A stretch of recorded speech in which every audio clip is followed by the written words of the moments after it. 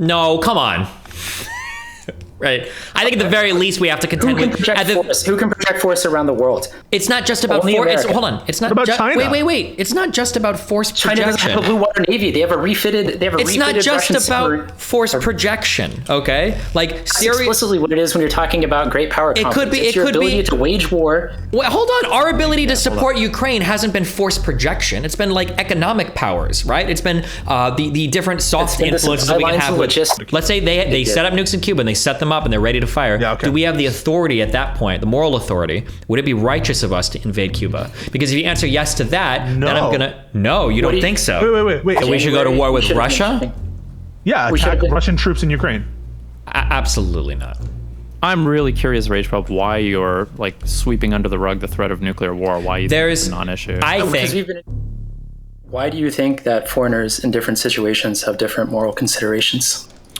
I feel like you have a type of obligation to your own country, and that obligation is something that you have to.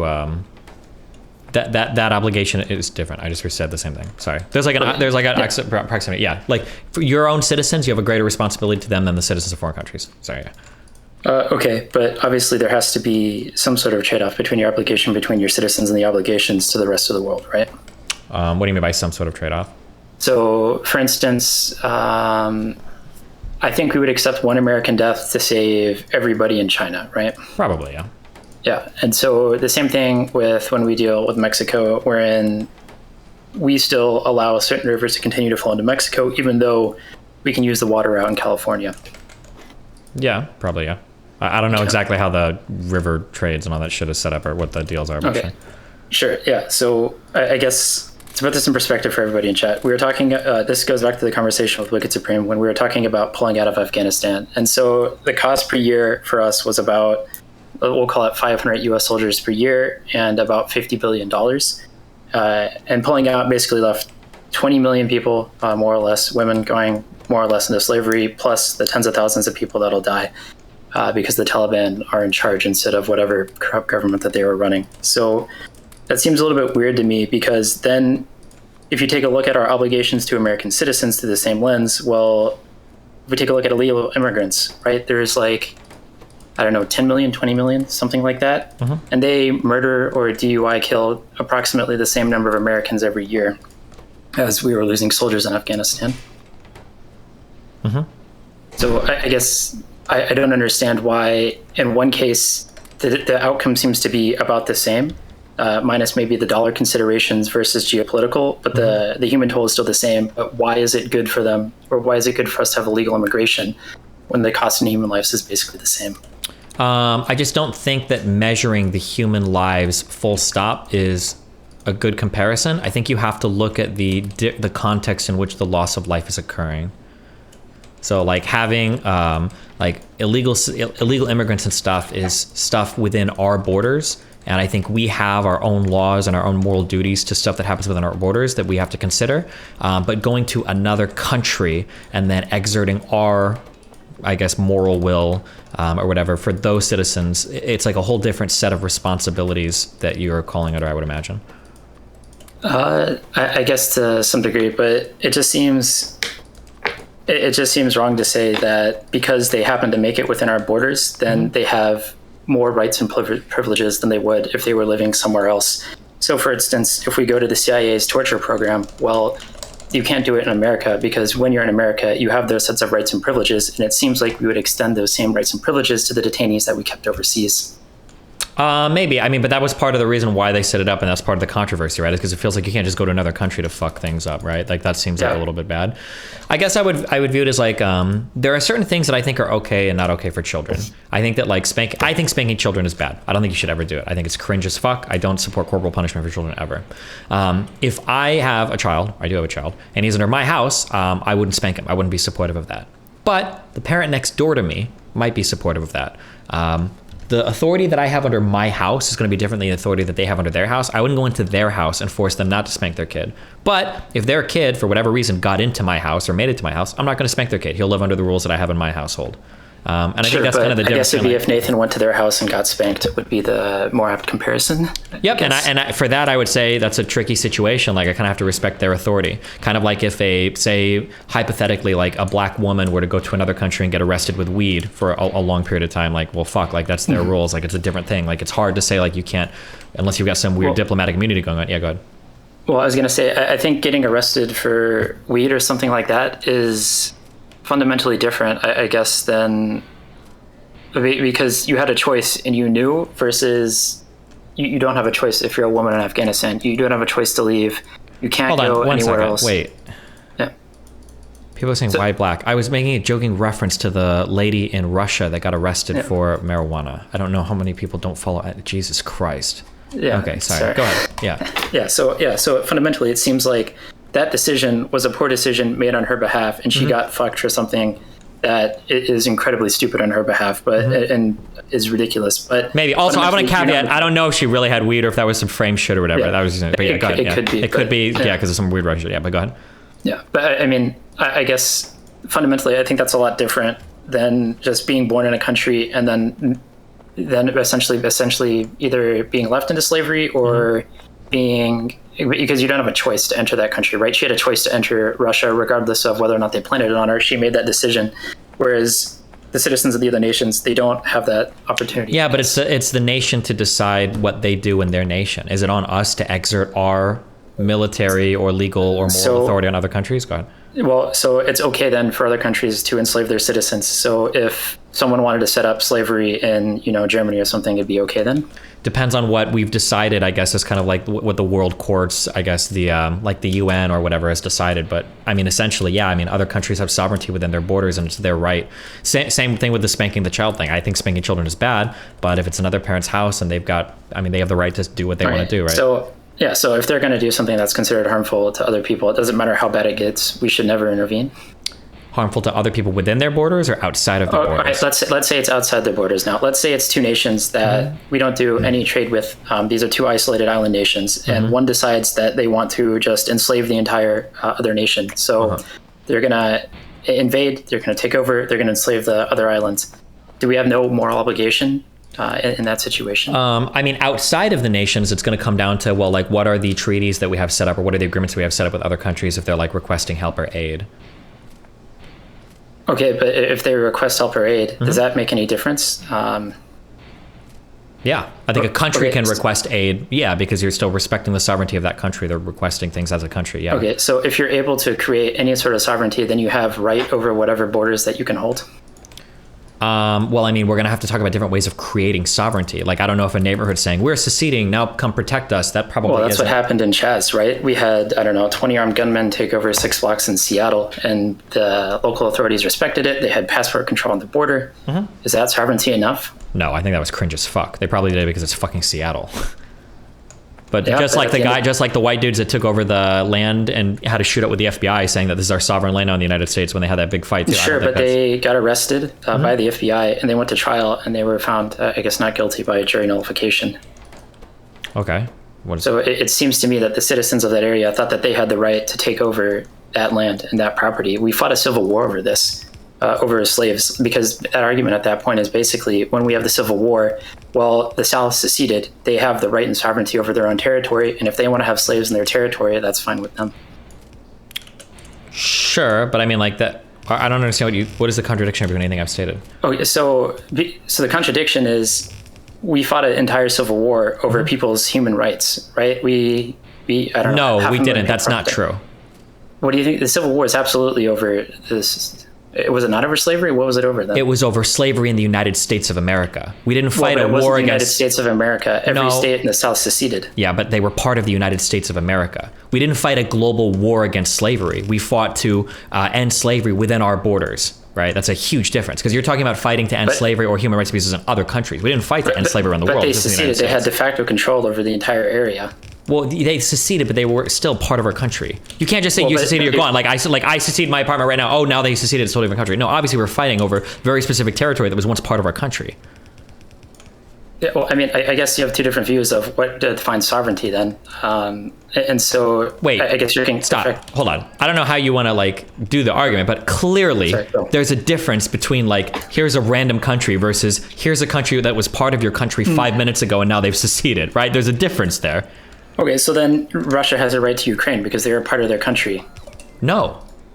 What do you mean no? Russia, as a country in 91, recognized Ukraine's sovereignty. We never recognized the sovereignty of the Confederacy. That's why we fought a civil war against them to bring it back into the country. Okay, so then Transnistria is then no longer part of Romania then? No. Sorry, Moldova. No. How? What do you mean? So basically, rogue elements of the Soviet Union were there. When everything was breaking up, they just said, okay, well, we're taking over this territory. Sure, so but I mean, like similar to like Georgia or whatever too. Like you can't like those were recognized as sovereign countries, and then later on, like it was the Soviet Union essentially walked back on what they'd recognized. That's different than. It's different than people within the borders of their own nation just taking away territory and having de jure and de facto control. Yeah, well, first of all, yes, because there's a huge difference between people within your territory taking that's over Transnistria. versus. Transnistria was supported externally by Russians, by Russia. Sure, but there were still Moldovan citizens in the area. Sure, there might have been some Moldovan citizens, and I'll admit that like those issues can start to get touchy, right? Right, and then what about Kosovo, right? What about Kosovo? So Kosovo seceded from what was it? I'm blanking on the name. Bosnia. Okay. Right. Bosnia still doesn't recognize that Kosovo is different, but we literally had a massive NATO intervention when there was a genocide going on there. Should we not have intervened then? Because it was within Bosnia's own border and it was their own citizens? I think that intervention that is done when we recognize some crimes on a global stage to ensure that like the world is playing by a certain set of rules, I think that as long as that framework exists, I think that's okay. Okay, so like Ukraine, where there's actually genocide going on, would be an okay place for the world to intervene. I don't know if where is there actually genocide going on? So the UN definition of genocide is whenever you're transporting kids to another ethnic group. There's literally thousands of Ukrainian kids that have been moved over. There's been massacres all over. You can't say that there's not crimes against humanity ongoing. No, I don't know if I would consider that a genocide. I have to think about it like because it's the UN definition, and that's what we've agreed on. I don't know if that's the UN definition. Firstly, you're saying that has the UN actually declared a genocide in Ukraine? The UN has not. Okay, but that's so then mostly because China and Russia has more pull in the UN. Okay, sure. So we can say, but I'm just saying, like, because what you're describing could theoretically be almost every single war ever, right? Did the United States commit a genocide in Vietnam? Because that sounds like every war. We took a lot of we flew a lot of children out of Vietnam after the war. There was genocidal actions, but it wasn't intent and overt across the entire armed forces as a directive from the state. Sure, but I don't know if there's an intent and overall like desire to genocide the Ukrainian people from Russia. It's probably more just in the territories that they're in. They're bombing the fuck out of them, taking children or whatever. I would disagree on that, but we'll see what that is in a couple of years. So sure. I guess. Here's another one then. So say you go to school, you're going to pick Nathan up from his elementary school, right? You see a third grader that's stealing lunch from a kindergartner. Do you have an obligation to protect? Yeah, I would say so. That kindergartner? Yeah. Okay, so then why doesn't that translate to nation states? Because those aren't children, those are households, right? Like let's say that let's say that Nathan goes to another kid's house and I found out that Nathan was misbehaving and the parents spanked my kid, right? Well, I would probably be a little bit irritated when I find that out, but I would say like, okay, well, you're not going to their household anymore because I disagree with that. But I would never go to that household and say, listen, as long as my kid is here, you can't spank him because that's their household. That's their authority. If that's how they discipline their children, I have no right to step in and intervene. But if I don't want my kid being spanked, I'm just not going to send him to that house anymore. That would be the difference. But if I see somebody in like neutral territory, if I'm like at the playground and I see like some third grader stealing somebody's lunch, I think you can intervene there. But it's different because I'm not stepping over somebody's authority. Okay, so hold on, real quick. Hold on. People are saying no shot, bro. I don't think you have a right to step into another parent's household and tell them how to discipline children. If you send your kid, you guys are all children. I don't even know what the fuck. Dan, if you want to come in and argue, if you send your children to another parent's household, then you are subjecting your children to how that household is ran. I would expect my child, and I would expect myself, Nathan, when you're in another parent's household, that's their household. You do what their parents say and you go along with how they discipline children. Full stop. End of discussion. That's it. If their parents have rules or whatever and you think they're too weird or you don't like it, then you don't send your kid to that household. But that's their household, and while you're in their house, you respect their rules. Period. Full stop. Like, But anyway, go ahead. Okay. Oh yeah, but anyway, I'm just saying like fundamentally, like I think other nations have sovereignty that has to be respected. I understand the emotional desire to like inflict like some pain or damage on a country that's not following like our kind of morality, but like how do you? It's not pain or damage. It's protection or prevention of harm. I think you have an obligation or a responsibility to protect the other citizens of any other nation. They don't just cease to be moral agents just because somebody else is doing the harm and it's half the world away. But then the problem is that this is going to be really unsatisfying, but like harm is subjective, no? Well, yeah, sure, harm is subjective, but there's some degree of harm where you absolutely have to step in. I agree with that, and I think that's kind of what bodies like the UN are for. No, but the bodies like the UN are basically bought off by dictatorships like authoritarian China, so they can pass whatever. The UN for the last 30 years has more or less just been dictators saying whatever. Hold on. I don't think it's that the UN is bought off. It can feel that way, but I'm pretty sure the structure of the UN is intentional to ensure that there's not conflict between massive nations, right? That's why China has a seat on the Security Council. And so that's why the UN General Council can just pass whatever they want condemning the United States when you have Saudi Arabia as the head of the Human Rights Commission, because no one gives a shit. It's just whoever has the most votes, and China goes out to the rest of the world and plays games with them to get them to vote however they want in the UN. And we ignore it because we know it means nothing and it has nothing to do with our rights and obligations but I mean, like as citizens of the world. Yeah, but that speaks to the incongruent moral values of countries across the planet. I just don't think that you have the authority as a country to step into another country and say, you're harming your citizens in a way that we define harm and you don't, and we're going to stop it. Because that gives us theoretically like moral authority over. I agree that there's some cases where like this needs to be stopped. So like UN and NATO and shit. Go ahead. Yeah, let's go back to the household example, right? Sure. So our neighbor or your neighbor beats their wife, and eventually the state's going to intervene with force to stop his neighbor from beating his wife. Mm-hmm. But he's using force within the household. She knew when she was getting married that he was going to beat her whenever he didn't make her dinner or something, right? Mm-hmm. You very clearly are accepting that there's an intervention that needs to happen, even if both people, or even if the person in the household consented for it, or even if they don't. There's going to be some escalation to force when we find harms that are happening. There's going to be like a sliding thing, but like. The issue is that when you talk about the husband beating the wife, the husband is violating laws that all of us are subject to, similar to like a world court. So in that case, yeah, you should intervene. But why are we subject to that law? Because we think that it's harmful for people. No, not because we think it's harmful. It's because your buy-in to being in any nation explicitly demands your compliance with that set of rules. It doesn't matter if you agree with them or don't agree with them. Like those are the rules. Okay, but everybody's living on the same planet. Don't we need a global buy-in for things like global warming? There is no global government, and we do try to get global buy-ins, but that's why we do these like really complicated multilateral agreements between like huge bodies. But there is no global government to mandate one set of rules for the whole world. Okay. I just think in Saudi Arabia, we would argue that there's a lot of abuses between like gay people or even women being disenfranchised to some extent. Like, do we have like the moral authority to go into that country to save gay people? Like, what if an LGBT I think you would have to balance. I think you have to balance what's happening with the deaths to LGBT people versus the other harm that we would do by causing an actual invasion, because you're going to be killing lots of people. There's going to be some threshold that you're going to have to overcome. For weaker nations, that bar is a lot lower. Right. And then if you're looking at invading a country like China, who's literally genociding the Uyghurs, who has already genocided everyone in Tibet, well, going to war with China is going to have significantly higher thresholds of harm needed to go to than, say, invading Lesotho or something like that.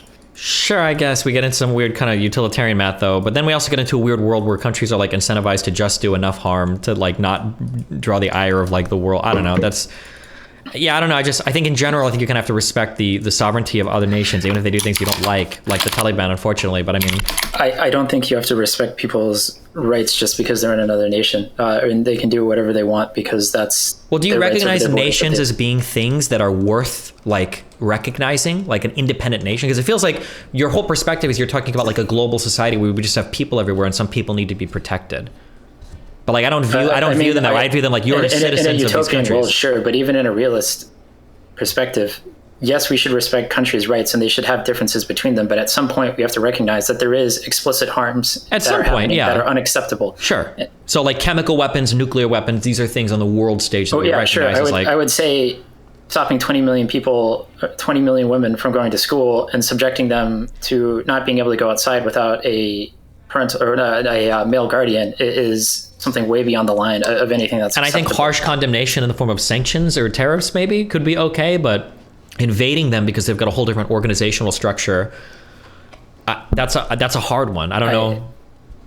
Yeah, then you just push all of them into the same thing that we had before, where we had the Soviet Union, but now it's going to be under China and the rest of the authoritarian dictatorships all under one. Sure, but again, like that authoritarianism isn't necessarily like a moral wrong. That's just, we have a difference of opinion in well, not like you and me would agree, obviously, that authoritarianism is bad, but like it's just a difference of opinion. I don't think authoritarian itself is necessarily bad. I think it's just the outcomes that you see. You can necessarily have a beneficial or a beneficent dictator. Isn't this essentially Russia's argument against the West, that liberalism and democracy have led to the degradation of society or whatever? People like that Dugin guy or whatever are talking about how the moral decay of the West has happened off of the backs of basically liberal and democratic governments. Like, yeah, but there's a difference, I think, fundamentally between moral decay of, oh, I'm going to go out and have sex with 20 women and do a lot of drugs, and I'm going to kill or enslave people. Maybe, I don't know. Some people view some of these things as being really, really, really bad. Obviously, we don't care that much, but other people would view this as being like literally the destruction of the modern family and like modern civil society. Like, I don't agree with that. I'm just saying that I think that those are opposing points of view that have to be considered if we're going to enter a world where we have the moral authority to like enter countries and stop people from doing things. Yeah, but at this point, we had already entered the country and we had already stopped them from doing that. And 2 generations or a generation and a half worth of Afghan women are just now back enslaved. And I think Can I ask you something about that, Rage? Yeah, go. Wait, real quick, before you guys go back, hold on. Someone sent this in chat. What is your line where the other family punishing your kid is too far? Would that be the same as where you think the police should step in, like belting or caning your kid is too far? Okay, hold on. There's going to be, when I say spanking, I'm very specifically referring to like you spank somebody, like you slap them on the butt or whatever. That's like a spank to me. If my kid went to a house and he came back with fucking marks because he got like smacked with a switch or like a fucking belt, we're going to have big problems. That's not what I'm talking about. Like he goes to the house and they like beat the fucking shit out of him. Like that's obviously not within like the normal realm of expected behavior. But I'm sure there are parents that discipline kids in ways that I don't agree with. But as long as my kid is under somebody else's house, that parent has authority under that house. You have to follow their rules. You have to deal with their consequences. That's it. When I say spanking, I don't mean like belting or beating the shit out of somebody. Yeah, but sorry. Really saw with your kid. Yeah. Peace okay. So go. Peace cut. Yeah. Yeah. So are you in favor? You're not in favor of war with Iran right now, are you? I think that point's already passed. I think they're too close to nuclear weapons. I think in the 2000s, yes, I think it would have been a much better time to do it. Okay, but you're not. The reason you're not in favor of a war with Iran is because they're close to having nuclear weapons? Yes, yeah. And I think they're a lot stronger than they were. I think we had a much bigger confederation of people that would be going to war with us. That would make it a lot more asymmetric. And I think they were doing a lot more active harm to us through the killing of tens of thousands, or I guess thousands of soldiers in Iraq and Afghanistan. And in Israel too. Like, yeah. Similar reasons for why you wouldn't be in favor of war against Saudi Arabia.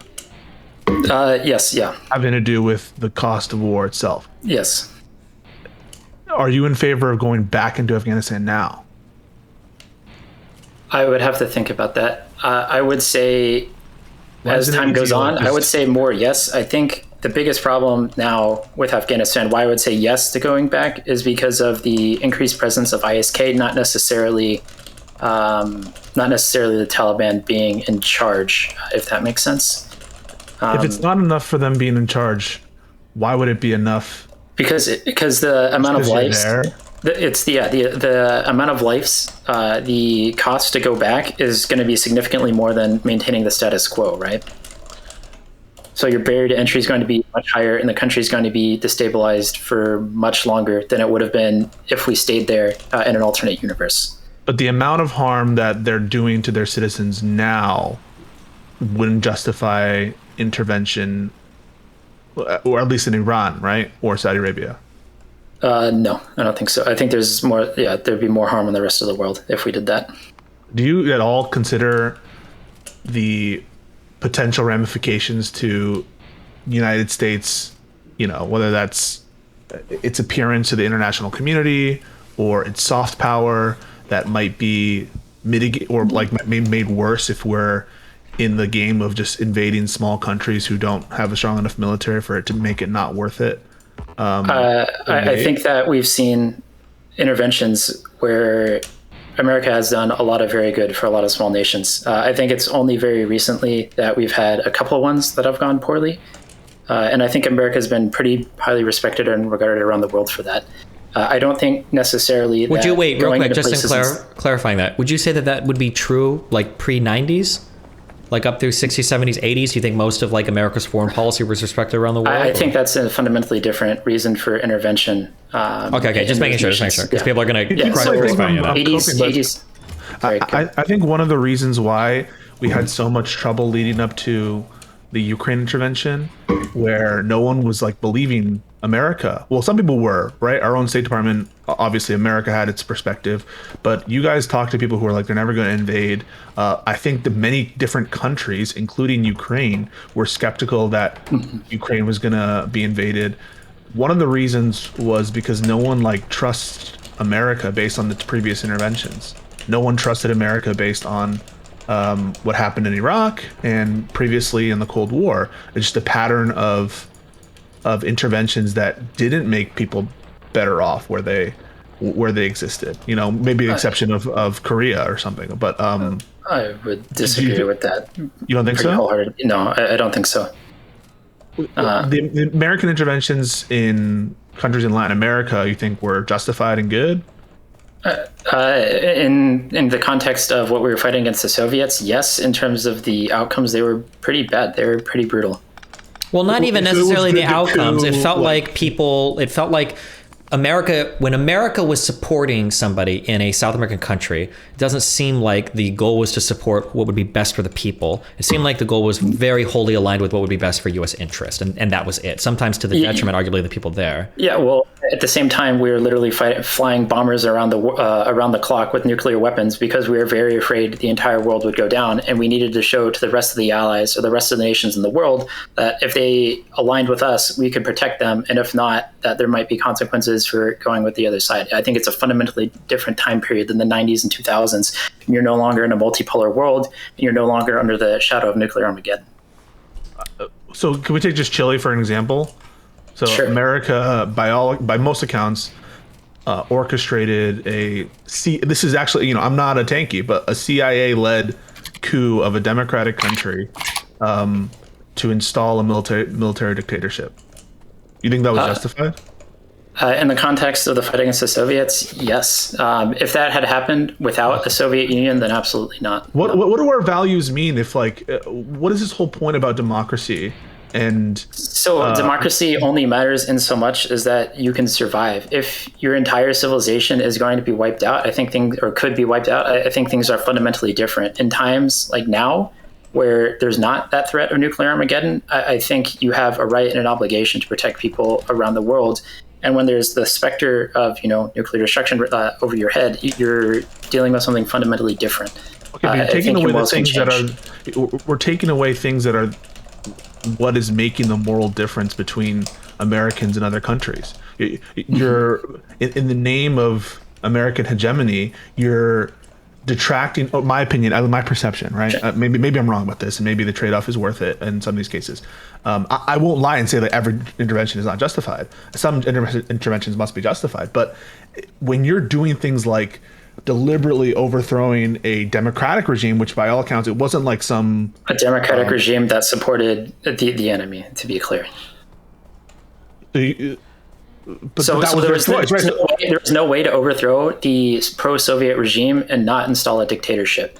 So if there was an opportunity to overthrow the current regime and then install a democratic government, then yes, that would have been the preferred outcome, but that's not an outcome that's possible.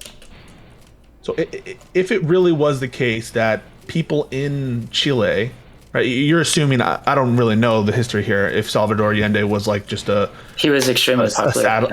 Well, of course he was a socialist, right? But even assuming that, let's say that the genuine will of the Chilean people was to be aligned to the Soviet Union. You don't care about that. So if it's the genuine will of the Canadians to come south of the border and kill every American that lives, do you think that they have a right to, just because it's their will? No, I don't think that they have a right to, but shouldn't some? It seems like you have no stake whatsoever in the autonomous decisions of regions. That's a fundamentally different decision that you're making in the Cold War versus doing it in the 90s or the 2000s. But the whole point of America intervening in these places is like to put in democracies, right? That's the It's not to put in democracies. No, it's not to put in democracies. So there are times when we intervene to establish democracies or establish less corrupt, less murderous areas or dictatorships or regimes. And there are times when we're doing it out of self-defense of the Western way of life. Okay, and so where would you put? Where's Vietnam on that list? Where's So Afghanistan, Vietnam, Iraq on that list? So Afghanistan is definitely on the establishing a better place, or just protecting the American way of life. Same with Iraq, I would say. Wait. Which one is it? Wait, establishing a better place? So it's to some extent it evolved into establishing a better place. But at the very beginning, the initial attack in Afghanistan was to protect the American way of life. We went to the Taliban. We asked them if we could operate in there to find and hunt down Al Qaeda. But instead, the Taliban harbored them and said we aren't welcome in their nation. So we just destroyed the entire nation, and we could have just left it at that point. And then we transitioned the mission into, okay, well, maybe we should probably make the place a better place instead of just going in, destroying their entire nation and leaving. Because we are absolutely justified to do that. In Afghanistan. So the scope of the mission changed as the mission progressed, or what the goals were. Which I don't have a problem with that in principle, but it just seems like let's say the Afghanistan people actually want like an Islamist regime.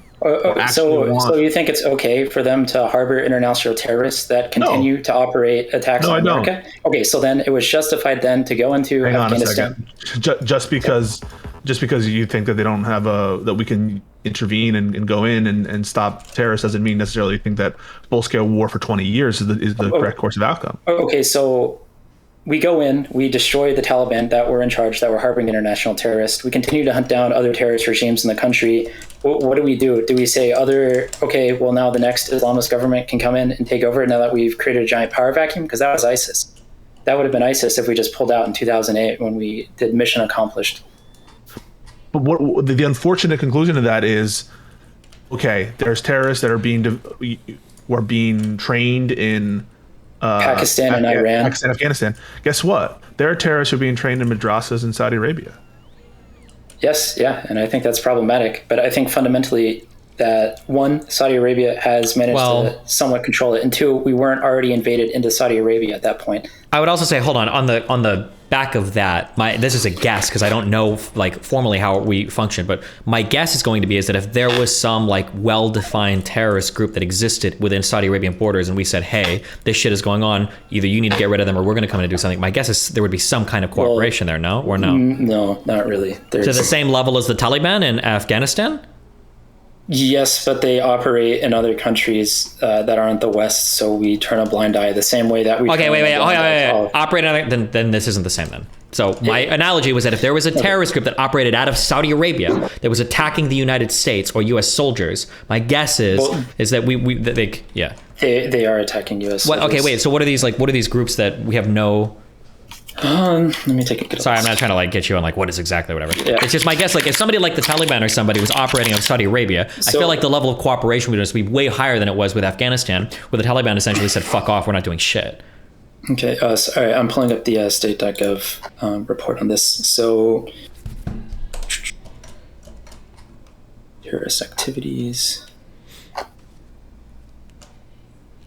RagePope, at bottom, I'm just asking, like, does it matter at all to you? Like, it seems like whatever it matters, you can like cite democracy and individual rights and all that stuff to justify interventions. But when it's convenient to you, sometimes they don't matter. I think because there's two different justifications that you can have for intervention, right? You can have we should intervene on behalf of democracy, and then there's we should intervene on our behalf to defend the state. And those are two fundamental. They get conflated and they change, whenever it's convenient. I don't think it's necessarily whenever it's convenient. I think that so in Afghanistan specifically, it was to defend Western values, to defend ourselves from terrorism. Yeah, and then it became to make this a better place. Okay, well, what do you want us to do? Do you want us to just blow everyone up, leave, and then have to come back in 5 years because terrorists come back over? Or do you think you have to clean up and make sure that you have something thriving there? We're just going to have to come. That's why I'm asking, why isn't it just a clear case that we should go back into Afghanistan now? You seem to be like, I'm not sure. Because we're not having explicit attacks from Afghanistan. But it's inevitable under. Yes, sure. Sure, okay, and then in 5 years and 10 years, we might be back until. But the whole rationale of not leaving is that it's inevitable, and so why? But it's not inevitable if you're willing to stay there long enough. Right. So if it isn't, we didn't stay, right? And so, therefore, it is inevitable that more terrorists are going to attack us from Afghanistan. Why do you communicate about whether or not we should go back in? Like, we should go back in, right? Because there's not enough terrorists. There's not a critical mass of terrorists, right? But it's going to happen. So, right, if it's inevitably going to happen, why not just go in? Because whatever reason Joe Biden wanted to pull out. Like, why don't you want us? No, you. I'm asking you. Like, what do you want? Do you want us to invade Afghanistan again right now? No, not right now. We're just wait. We have to wait until there's a critical mass? Well, you can't just pre-crime people. Maybe it becomes better. There's no way to know. You can't just pre-crime people. You can't put people into jail because you think that they're going to do something, even if you're watching them, monitoring them, and as soon as they do something, then. Yeah. But it is the justification to just stay the course and stay in Afghanistan. Yes, because again, your barrier to entry is a lot lower, and yeah, I don't know.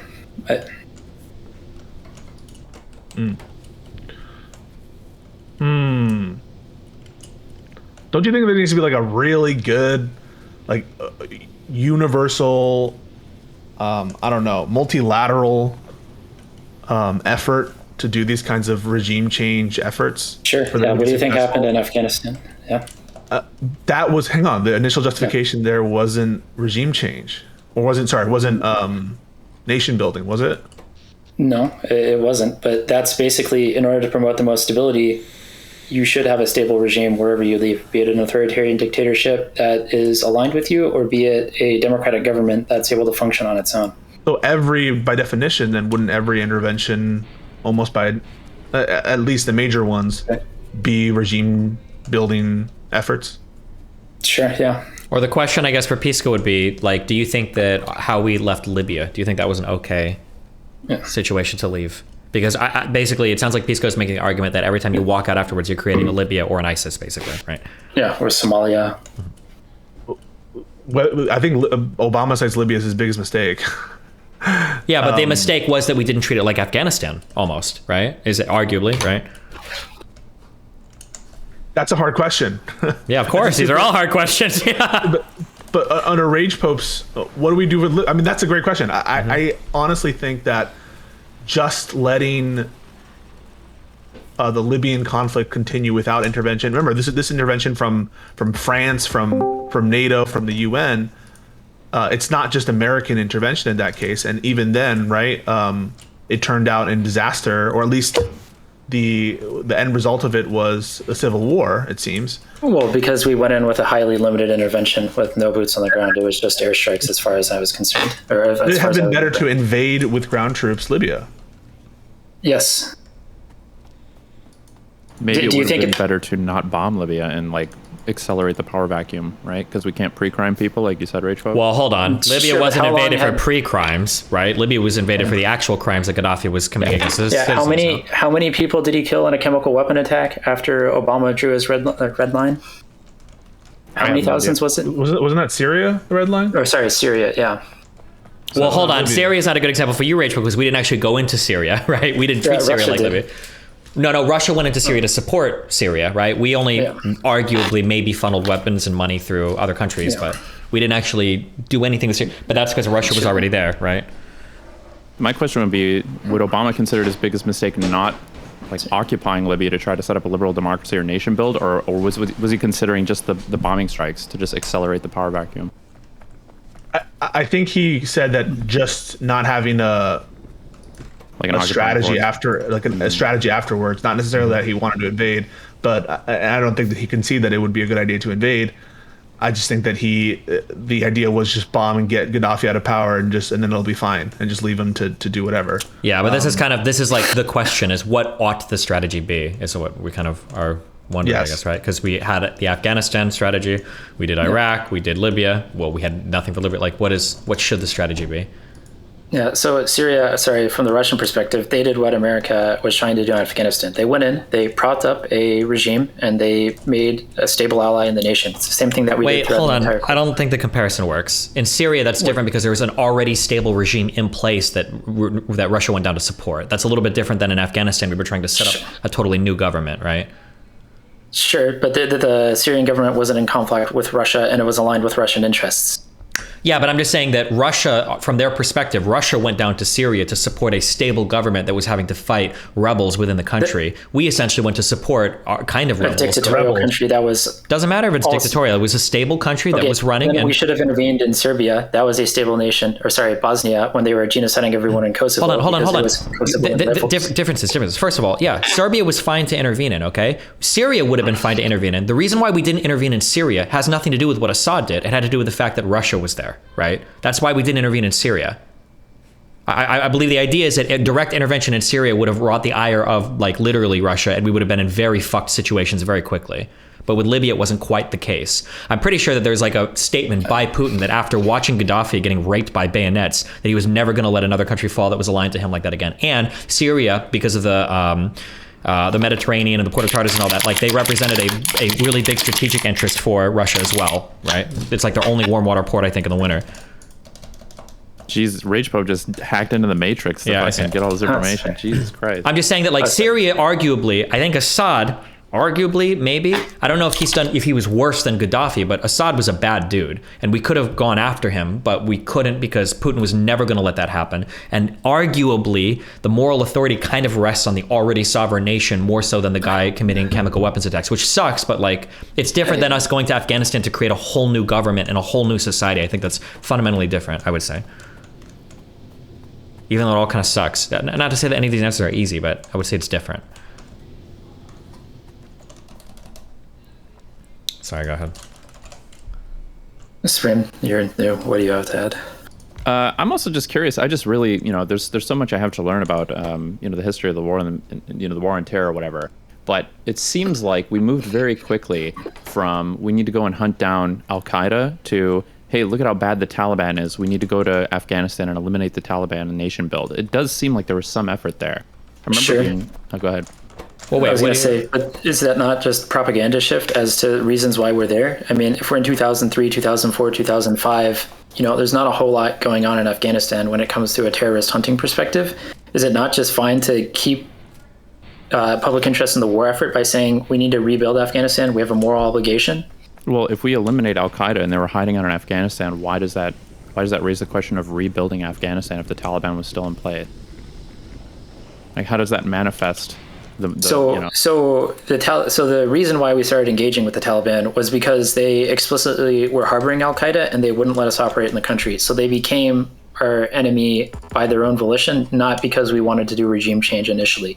So now that you have to do regime change, what do? Do you just kill them all and leave, or do you rebuild? Like, that was forced upon us. Wait, but it was if it was forced upon us, it was forced in the first instance. If you're saying that they weren't letting us operate and the only choice was to invade and occupy, well, hang on. Then it was at the same time that you developed the intention to take out the terrorists, you developed the intention to occupy and have regime change. I have a better question. Wait, hang on. I have a better question. Where did we actually kill bin Laden? We killed him in Pakistan. Yeah, they were harboring him, right? We didn't have to go to war with Pakistan. Yeah, well, hold on. They could literally walk across a border, a line in the sand, and we can no longer shoot at them. Yeah, and also, hold on. This is different, too, because even though bin Laden was being harbored in in Pakistan, I don't know if killing bin Laden was necessarily, like, we kind of wanted to do that in Afghanistan, but I think the big thing was, like, stopping Al-Qaeda. And I think the problem was Al-Qaeda was allowed to operate with impunity within Taliban-controlled areas, and that's why we wanted to go and get rid of them. Not just hunting down one guy, right? Well, sure, but they were also operating out of Pakistan. Example. Sure, they might have been. Yeah, well, but Pakistan is nukes, so what are you going to do? What do you mean? Just what I said. We're never invading Pakistan for the same reason India has to be careful in Kashmir. They're not going to go and fucking start huge fights with a country that has nuclear weapons. So I guess I would just ask, if Pakistan didn't have nukes, would that have given us the same moral authority to just go over there and nation build and, like, completely, topple whatever semblance of government Pakistan had and just, like, assemble one in our own image? I would say yes. I think these guys. I just think it's not successful, right? We have some track records of success in, I would say, Korea and in Kosovo and Japan. Yeah. But by and large, I think a lot of these efforts where we're totally toppling regimes and totally trying to change their governments, it's messy and it engenders opposition in America domestically where it doesn't seem to be having the results that we would. And if it were the case that it would be successful, we could put flourishing democracies or flourishing societies everywhere we invaded, I think I'd be all in favor of it. But isn't the track record of success a lot more messy? Yeah, and it takes time, right? Korea and Taiwan, famously, it took decades for them to pull themselves out of military. I think it depends on how far back you want to go and how you want it to look, because arguably the strategy that RagePope is talking about, and it's a bit different, but I mean, you could argue that this is what we did with like Japan and Germany, who are two incredibly close US allies now. Like we fucked the countries up, but afterwards we were involved in like regime change and regime building and everything now. Yeah, well, I mean, our way of going about that, we've loaned like massive amounts of money to those countries, right? Like immediately out of the gate. Yeah, we gave them lots of money. I want to say the total amount of money that went to rebuilding Afghanistan was like less than $100 billion between everybody combined. And that's a mistake, right? And if we can't get over that mistake by reaching the American people and telling them why we need to like just dedicate billions and billions of dollars to not like military hang on. arms. He's making the case that it wasn't enough money. Yeah, no. Yeah, I understand that. So like if we need to be investing $3 trillion into Afghanistan to make it a successful place, and we didn't do that, then that shows the strategy, because we couldn't do that for political reasons. That shows that that's a failing of the strategy. I don't even think it was political reasons. I think that no one had any idea what they were doing, and that's fundamentally the reason why Afghanistan ended up the way it is, because it was too little too late. I don't think we even gave them any aid money until 2004. And even then, it was just like a pittance. After it's major incompetence on behalf of... The mission wasn't to rebuild. The mission when we went to Afghanistan was not to induce regime change. Hang on. Yes, it was. You said that you can't just go someplace and just destroy things and leave. And so but you absolutely can't. That's what the plan was at the beginning, was just kill everything. And then we realized, oh shit, well, we can't do this. And now we have to do something. Huh.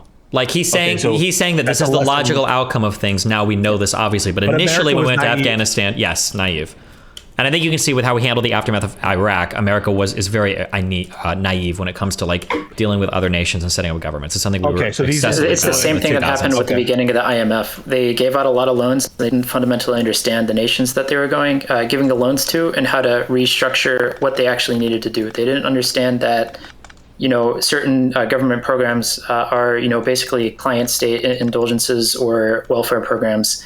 And that in the very beginning, the IMF made a lot of mistakes forcing countries to cut certain programs, and it destroyed those nations because they took those IMF loans. But we had lessons learned from the IMF. I just want to understand. So we didn't know, in point in fact, what we should have known but didn't know, what we learned through experience, was that these interventions, you have to have a regime change component to it, because you can't just leave everything to chaos when you get out. Yep. And that was learned through experience. Or at the very least, if not a regime change component, some massive post-war support or something. Like there has to be some stable structure in place. You can't leave a country in chaos, I think. Oof. Okay, so then good. I think we're overlooking some other challenges that really existed with Afghanistan as well. Even I think with our best efforts that we would have run into, like proxy wars with Iran and support from Pakistan, and the fact that it's cradled in there with all of our adversaries. Yeah, I would point back to that.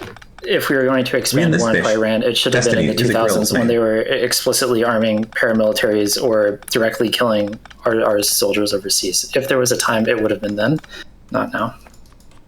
Wait, are you talking about Iran? Yes, yeah. Oh, okay. Yeah, not the crazy shit that Trump did, and just unilaterally pulling out of the JCPOA, the strike on Soleimani. It was like a decade too late at that point. Do you think Iran has a nuke? They said that they do, or they said that they have the components, which basically make it impossible to stop. And I would say that given the large amount of operations Israel has run in broad daylight, assassinating Iranian scientists, that they were getting pretty close. Otherwise, they wouldn't be burning assets inside of Tehran proper to kill people if they weren't close. So my guess is that they do. I don't have any classified intelligence or anything of that, but my guess is that they probably effectively have a nuke at this point. Can I ask, so further to the question of why not just invade Afghanistan now, in response to that, you said you can't just invade for pre-crimes. Why? If you know it's going to happen, why not? Well, it's the most probable outcome. It's not guaranteed to happen. Okay, if you think it's the most probable outcome, why? Like, why not just invade? What's the problem? What's stopping you? You say we can't pre-crime, but like, why? Just get to the substance of like surrounding that opinion. I don't know how to run back other morals, but basically, I think you can't just say, okay, well, black people are poor in America and they're more likely to commit crime, so we should just put them all in prison because they're more likely to be prisoners, right? It's the same logic that you would run through that. Do you think it's highly probable that Afghanistan will be forced to invade Afghanistan in the future because of their harboring of terrorists? Well, the thing is, they might fall under China's umbrella, and then we'll no longer have that opportunity, or Iran's umbrella. I feel like you already answered this too with the whole pre-crime thing. I'm curious I'm curious about your assessment of Pinochet in Chile and stuff. Like, it seemed like he was a very brutal dictator. Well, it seemed like you were happy to sort of like brush that aside or excuse that because of our greater conflict with Russia or whatever. Well, I mean, I guess it's the lesser of two evils at that point, right? Well, how is that not a pre-crime situation? The RagePope, hold on. So the RagePope thing has to be understood in a greater macro set of events. So he's not concerned about the individual nations. What RagePope is saying is that in one world, you're on a clear path towards the Soviet Union defeating the United States on the global stage. And that would engender a whole bunch of like potential nuclear warfare, potential toppling of other American regimes, potentially the destruction of America itself. So within the macro context of that, fighting over these micro conflicts like different nations and getting people to be more on the side of democracy versus the side of socialism would justify that. But there can't be pre-crimes, and then what Supreme saying is, but that wouldn't be a pre-crime. That's not a pre-crime. The crime is electing someone. Yes, the crime is joining the Soviet Union. There is no pre-crime. pre-crime. Would be that they would align with the Soviet Union, right?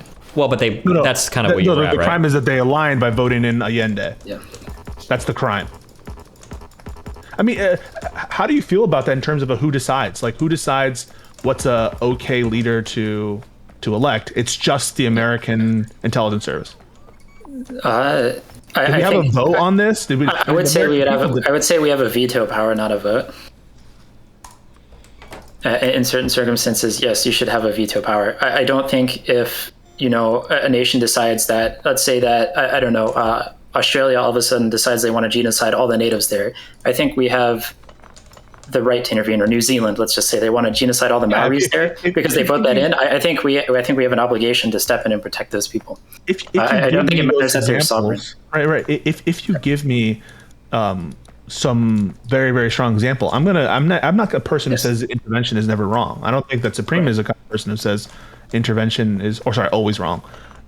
But like, there were many countries aligned with the Soviet Union, or who tried to be aligned with the Soviet Union in the Cold War.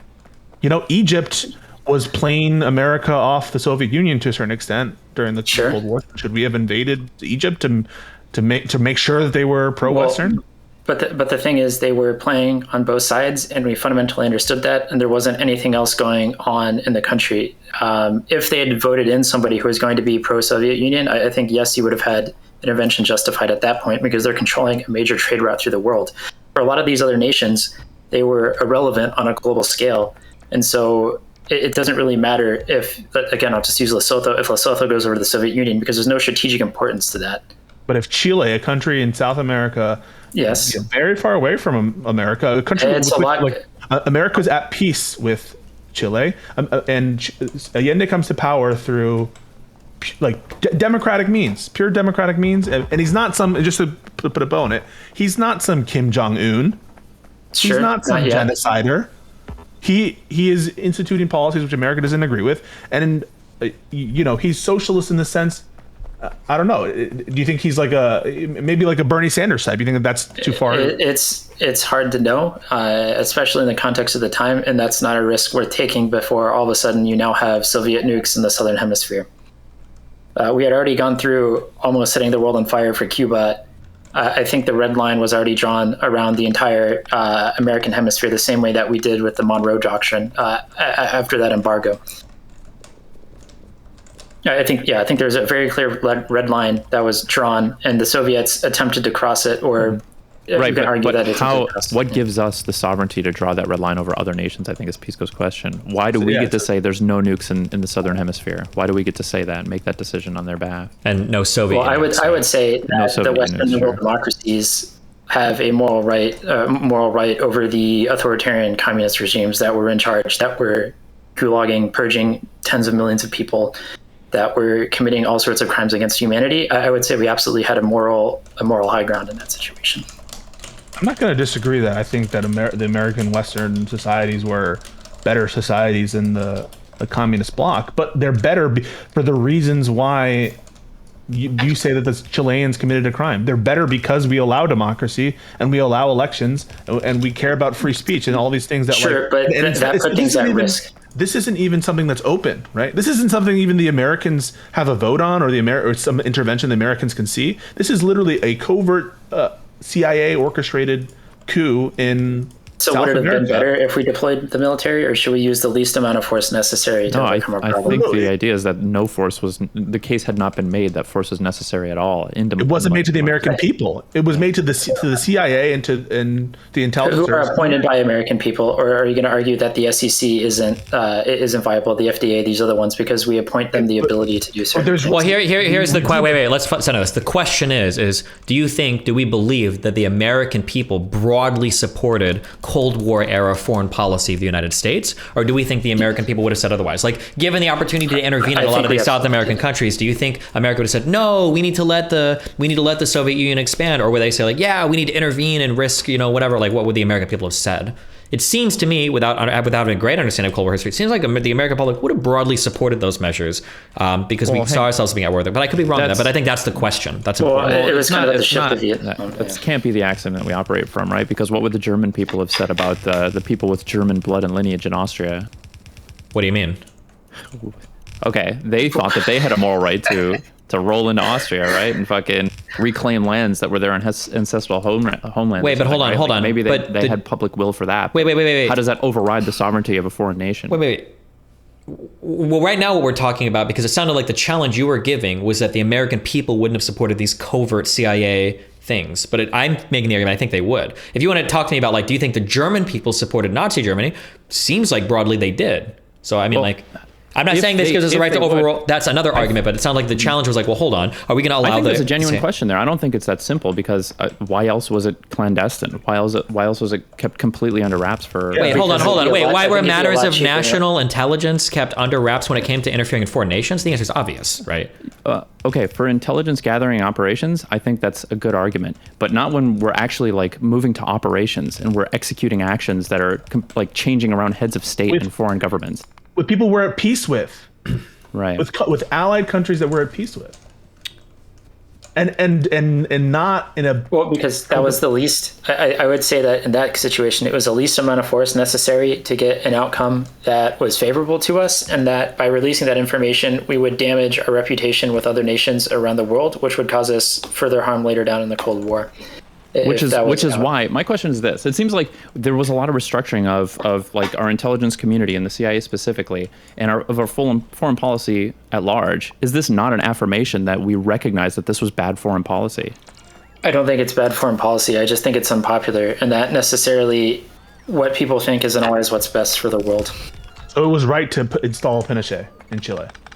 In those circumstances, yes, Pinochet was a brutal dictator, but the alternative would have been nukes in the southern hemisphere and a massive escalation of a Cold War. That's a pre-crime stuff. You don't know that he would have accepted. It's not pre-crime because that's already aligned. That's already aligned. Okay, is alignment with Soviet Union mean you have to accept nukes in your country, and that not necessarily was inevitability? Wait, hold on. Isn't that almost necessarily? Like, for countries that were in NATO, isn't the assumption that there's going to be military expansion? Wasn't that why in Eastern Germany they specifically negotiated that if German reunification was going to happen, there's absolutely not going to be military here, because of the assumption that, like, if you're in NATO, you've got nukes. If you're a part of the Warsaw Pact, you have nukes. Wasn't that kind of an assumption of joining those two different sides? That was why they tried to ship nukes off to Cuba, right? Like, well, hey, they're in Cuba, we can put shit here if we want to. Isn't that kind of...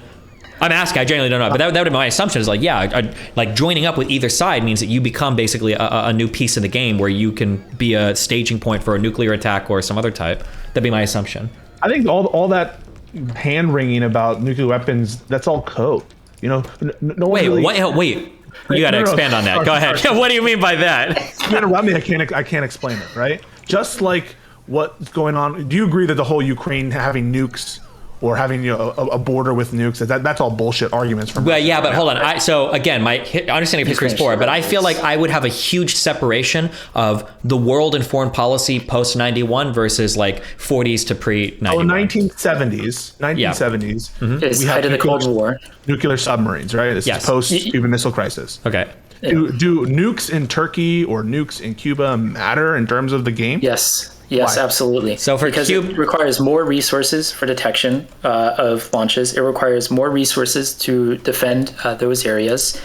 It requires more resources to monitor those locations. It doesn't change MAD. It doesn't change mutually assertive. hold on, wait. Yeah, it absolutely does, because then because if you don't have the ability to detect incoming nukes, you can be hit from a location where That's you what don't assures know. the destruction. Yeah, that's and what then assures the also destruction, is that you can detect them. for Cuban Missile Crisis stuff, the sophistication of ICBMs and like international like mutually assured destruction was a lot different back then. Like my understanding is one of the motivations for the Cuban Missile Crisis was the Soviet Union did not have a way to reliably deliver nukes to as many parts of the United States as they wanted to. That was one of the reasons why they wanted to ship missiles to Cuba, is to guarantee that they had that second strike capability. So it's not like nukes in Chile, a country which is many thousands of miles away, I believe, right, from the United States. Yeah, but now you have to go from fortifying Alaska and California. Yeah, now instead of having to fortify Alaska and California, you have to fortify the entire southern border of America from California to Florida. And then you also have to have planes and submarines in carrier groups deployed down by Chile in case an incident goes there. And you now need giant radar arrays to scan the entire southern hemisphere. At this point, the Soviet Union had a massive radar array that could only point towards Alaska, and they couldn't even run it all the time because they didn't have enough fuel. So the new Monroe Doctrine is any country in the Americas, you think that for aligning themselves with the Soviet Union, they deserve... Yes. Or for being socialist, they deserve even outright invasion, right? So if this had not worked, it would have been justified for America to invade Chile. In that time period, yes. Okay. I think. Do you agree? You agree with it? Well, I'm not saying I agree. I'm because you guys came here to bully him, so I'm representing his side. But so my question would be, what's your opinion, though? I'm curious. I don't know. This is hard. All the foreign policy in the Cold War era is very complicated, very difficult. I used to be very like hardcore lefty, like, oh yeah, all American isolationism is bad, and then every situation I read about is, whew, this is really complicated. I don't know what the right answer is. But so here's a question for you though, Pisco. Right? Do you think that had nuclear missiles not been pulled out of Cuba, would we have had the moral authority to launch a ground invasion on Cuba to neutralize their nuclear strike capabilities? And then my next question, because I'm not trying to trap you. If there weren't nukes in Cuba. Yeah, if nukes went to Cuba for the Cuban Missile Crisis, they did go to Cuba or they didn't go to Cuba. Let's say they set up nukes in Cuba and they set them up and they're ready to fire. Yeah, okay. Do we have the authority at that point, the moral authority? Would it be righteous of us to invade Cuba? Because if you answer yes to that, then I'm gonna you don't think so. Wait. If they have nukes there, yeah, they did have nukes there, yes. and thereby potentially cause a nuclear war? Or I'm sorry, let me back up for a second. Like if you have the ability to invade and prevent those nukes from being set up and ready to go, ready to shoot in the United States, do you have the moral authority to invade to prevent that scenario from happening? That's the question. I think in order to say yes to that, and weren't there ICBMs in Cuba, or yes, there were nuclear warheads in Cuba contemporaneously. We learned that after the fact. We didn't think that there were, but they were deployed. Okay, so let's go with the information that existed at the time, right? Yep. So they potentially have nuclear weapons. They're potentially going to get nuclear weapons. Yeah. In order for it to be justified, you have to think that. Don't you agree, right, that if these ICBMs don't change the calculus at all in terms of the security, that it RagePope. When I say if, right? Also, real quick, when we define ICBMs, an ICBM is just a missile, right? The nuclear warhead is a separate thing. Yeah. ICBM is just a delivery system, right? Yeah. But go ahead. When I say if, RagePope, I'm trying to define the scope of like our principles to see where you agree. Okay. And so I'm not making a statement of. I'm not a security expert, so I'm going to tell you right now. I don't know. Nuclear. I won't be able to, I'm not an expert on it, so I'm not going to claim to know. Don't worry, Supreme is. The thing is. So I'm just going to use these statements to see what we think. Yeah, okay. If it was the case that it didn't change the security structure of and nuclear deterrence or any of that, you would agree that the Cuban Missile, the blockade, and any invasion would be unjustified. Sorry, can you repeat that? If it was the case that these nuclear missiles weren't changing the security state of the world in any significant sense, no, I don't think so. You would still be in favor of invading them. Yes. We had other reasons that I think gave us the authority to invade Cuba. Which was... Wait, what were the other reasons? Go Supreme. makes a great vacation spot. Good one. Bro. Okay, nice fucking. This is why. Nice I fucking. mean, That's why you they have stole all our fancy capital, right? actively Like at they war fucking, with the we invested a bunch of money in them, and they just fucking took it, right? Yeah, Well, so but many- isn't that the history of like that was why we deposed the Shah in fucking Iran, right? Is because they were trying to expropriate the British oil companies, and the UK begged us to go and bail them out or whatever, right? That sucks. Is that a reason to invade a country? I mean, Hell yeah, you got to get your shit back. Well, They're gonna if you steal all can your shit. escalate from stealing a blade of grass to What do you mean, shooting a person- Jesus? oh Jesus, you guys are hardcore, man. You guys don't care at all. So I don't want to hear a single thing about like sovereignty or sovereign country this and that. Like that matters nothing at all for you guys. Whoa, I whoa, think- whoa! This No, it isn't doesn't the matter context nothing of at the- all. If they this isn't- if you invest a bunch of money and they steal it, like they're not entitled to do that. I think their You're sovereignty. entitled to invade. Well, so it's the same thing Yeah, as the for Destiny stealing stealing a blade money. of grass and you kill the guy. It's the It's not- exact same thing on a nation state. Well, I think the issue is the principle of like how does foreign investment in any part of the world work if countries have set rules that they can just steal your investment when you go there, I think, right? That's a complicated one. I don't know if war is the right answer, but Okay. No one's saying that it's good and that they should be violating rules. It's Well, we war. kept asking them, and they War- wouldn't give it back. So, what do we do? wait, hold on, It's Supreme, are you being serious right now? I'm just curious. Is he? No, he has- Hell yeah, no. I don't know enough can't about tell. Cuba I to be really super can't tell. confident. Fuck you. about this, Okay, but stop. It's fun banter. Fuck I this can't guy. tell. I can't tell. He's No, memeing. He's a fucking memer. You can't just RagePope, do you agree that you should be able to invade for someone just stealing money? I think it falls in the same way. It depends on how much money that they steal. But yeah, if they steal, I don't know, $1 trillion or something, then yes, absolutely. Or if you're stealing food from a starving state, then yes, absolutely, you can invade over that. No, I don't even disagree with this. I don't know the history of Cuba So- like super particular, but yeah, I don't disagree with this at all. So how many What else how are you many gonna do? civilians do they have to kill before it's okay to invade them, Pisco? How many civilians do they have to kill before it's okay to invade? Is that the question? Yes. Yeah. I think that you, in terms of stealing food, in a If you way Google the that Saudi group, he said it reliably exists. kills individuals in like a neighboring country, I can agree that at some level of I think the point he's making is that So- you so wouldn't, can you I wouldn't Can I say finish my we, thought? Can I finish my thought? Yeah, go. I agree that at you're trying to some answer a level- question that he's not asking though. No. Let him go, and then I got. I don't know you would have to know, wouldn't you, like the percentage Okay. of people who are dying as a result. Okay, so then of it's the- totally fine for us to continue our embargo of Cuba from the 1960s and just totally fuck their entire nation because we're not directly killing any Cubans. I'm not saying that it's necessarily equivalent to if you're forcibly it's the same thing. If you're intentionally starving a country, I agree with you that it would be essentially a similar act to invading and killing them, right? That I'm agreeing with you in principle that starving could be a basis for invasion. But Okay, in the so case just of giving them Cuba, the Stone right, Age. is in the case of Cuba, what do you think? Do you think in that case are all sanctions acts of war? Just as yes, a clear they are. thing, so Osama bin Laden gave, as part of his fatwa, as part of the sanctions that the United States did against Iraq, was one of his rationales for it. And I believe Iran harbors a ton of hatred against the United States because people So will sanction blame. is an act of war. So yeah, sanctions are acts of war. Yes, they're just escalatory acts. It's the same way that when we shot down Russian MiGs in Korea and Russian MiG shot down our pilots in Vietnam, that it didn't escalate beyond that. It doesn't necessarily have to escalate into something more than that. But yes, I would say that cyber attacks and economic sanctions are acts of war and are acts of aggression and are degrading quality of life for citizens of other nations. Okay, but war has to help that situation. War needs to be effective for it to be justified. Just because someone does something bad, let's say someone is punching you, right? Punching you. And everyone agrees, okay, you can self-defend yourself in some ways, but not in all ways. If someone's punching do you you, mean? I don't... This is I'm about to explain important. what I mean, RagePope. All right. I'm trying to explain myself. If someone's... In most places, Okay, if someone you can punches talk. you, you can shoot them and kill them. So I don't. No, hold I guess on, that's not all. true. Bro, Hold on. I'm about to show you some incredibly you think I'm just gonna like say that one-on-one violence isn't justified when someone's punching you? Wait for the hypothetical to finish, and you can attack it. All right, someone's punching you, right? You're in a nursery. You agree? You can punch him back, right? Do you think that you should be Private able to nursery. throw a pin in a grenade and try to make the grenade blow up in such a way that it doesn't hit you, but you know all those that's why. Okay, that's stupid, right? So just because someone is doing a wrong to you or other people, the war needs to be a way to help matters. If it's just hurting people or it's not making anyone better off, it's not justified. Okay, Right? so then.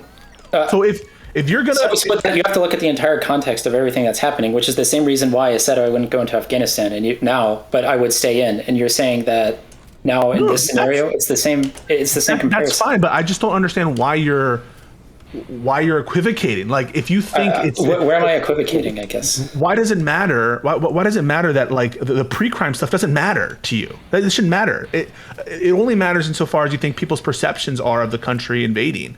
But if you know that this country is going to devolve into a starved, terrorist harboring, aggressive state, why wait? And that's what I'm curious about. Like, why have this principle? Like, no, they have to do a pre-crime so they have to do a crime before you invade. That just seems silly.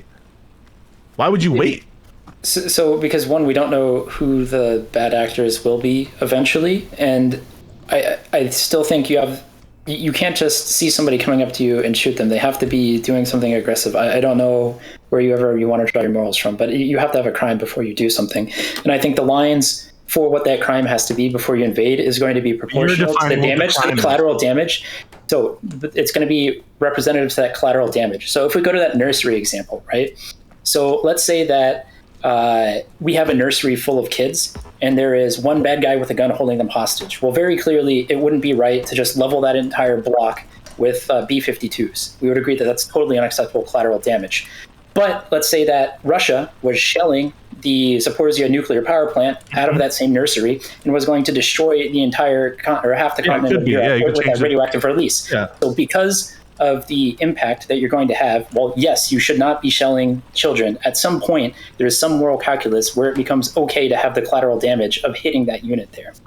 Two things I know, RagePope. One is you define the crime, whatever that is, that would justify the invasion. So in the context of Chile, the crime is voting in for a guy you don't like. Yeah, that's the crime. It's aligning with somebody who's actively trying to kill you all around the world and trying to end civilization as you know it. In the context of Afghanistan, why couldn't the crime be aligning yourself with Islamism in an inexorable path towards terrorism and despotism? I mean, that could be the crime.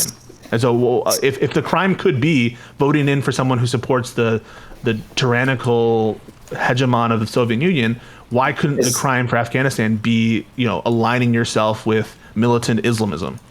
Because militant Islamism isn't going to destroy or it's not a threat, but it's not a world-ending threat. It's not like tomorrow, if we wake up, Iran and the Ayatollah may be ruling the world over the ashes of civilization. I think there's fundamentally a difference in the consequences. Okay, so a peaceful, orderly, democratic transition according to all rules, aligning yourself with the Soviet Union, that's a crime.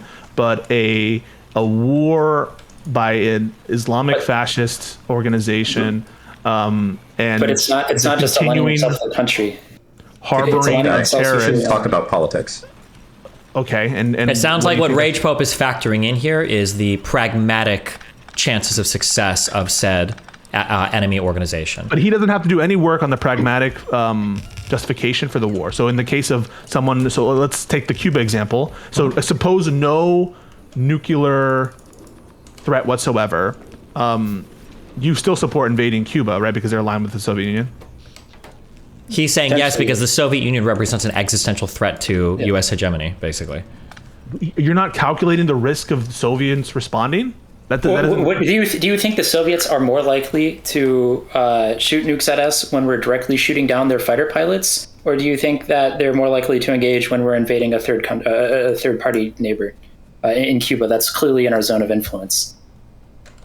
If they were going to okay, so that's clearly in the zone of influence of America. Our zone of influence, yes. Because of proximity. Yes.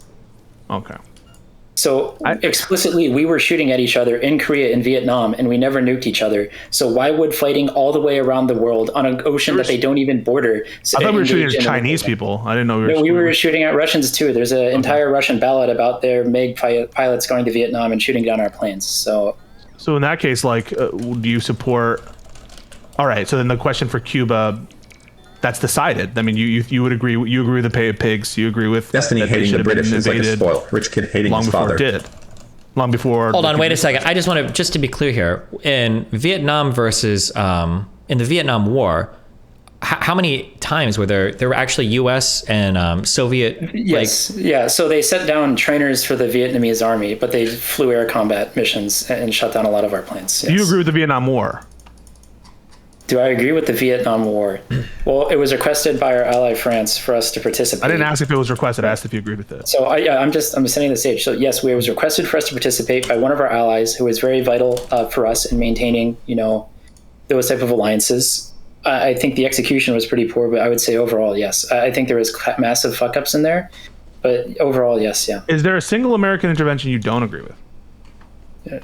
Well, hang on. I think the question we'd want to ask is what gave France the moral authority to participate in the Viet? Like what? Well, what do you mean? It was their own nation. They owned whatever as a colony. Okay, I feel like if I'm Pisco, I didn't get a satisfying answer to that.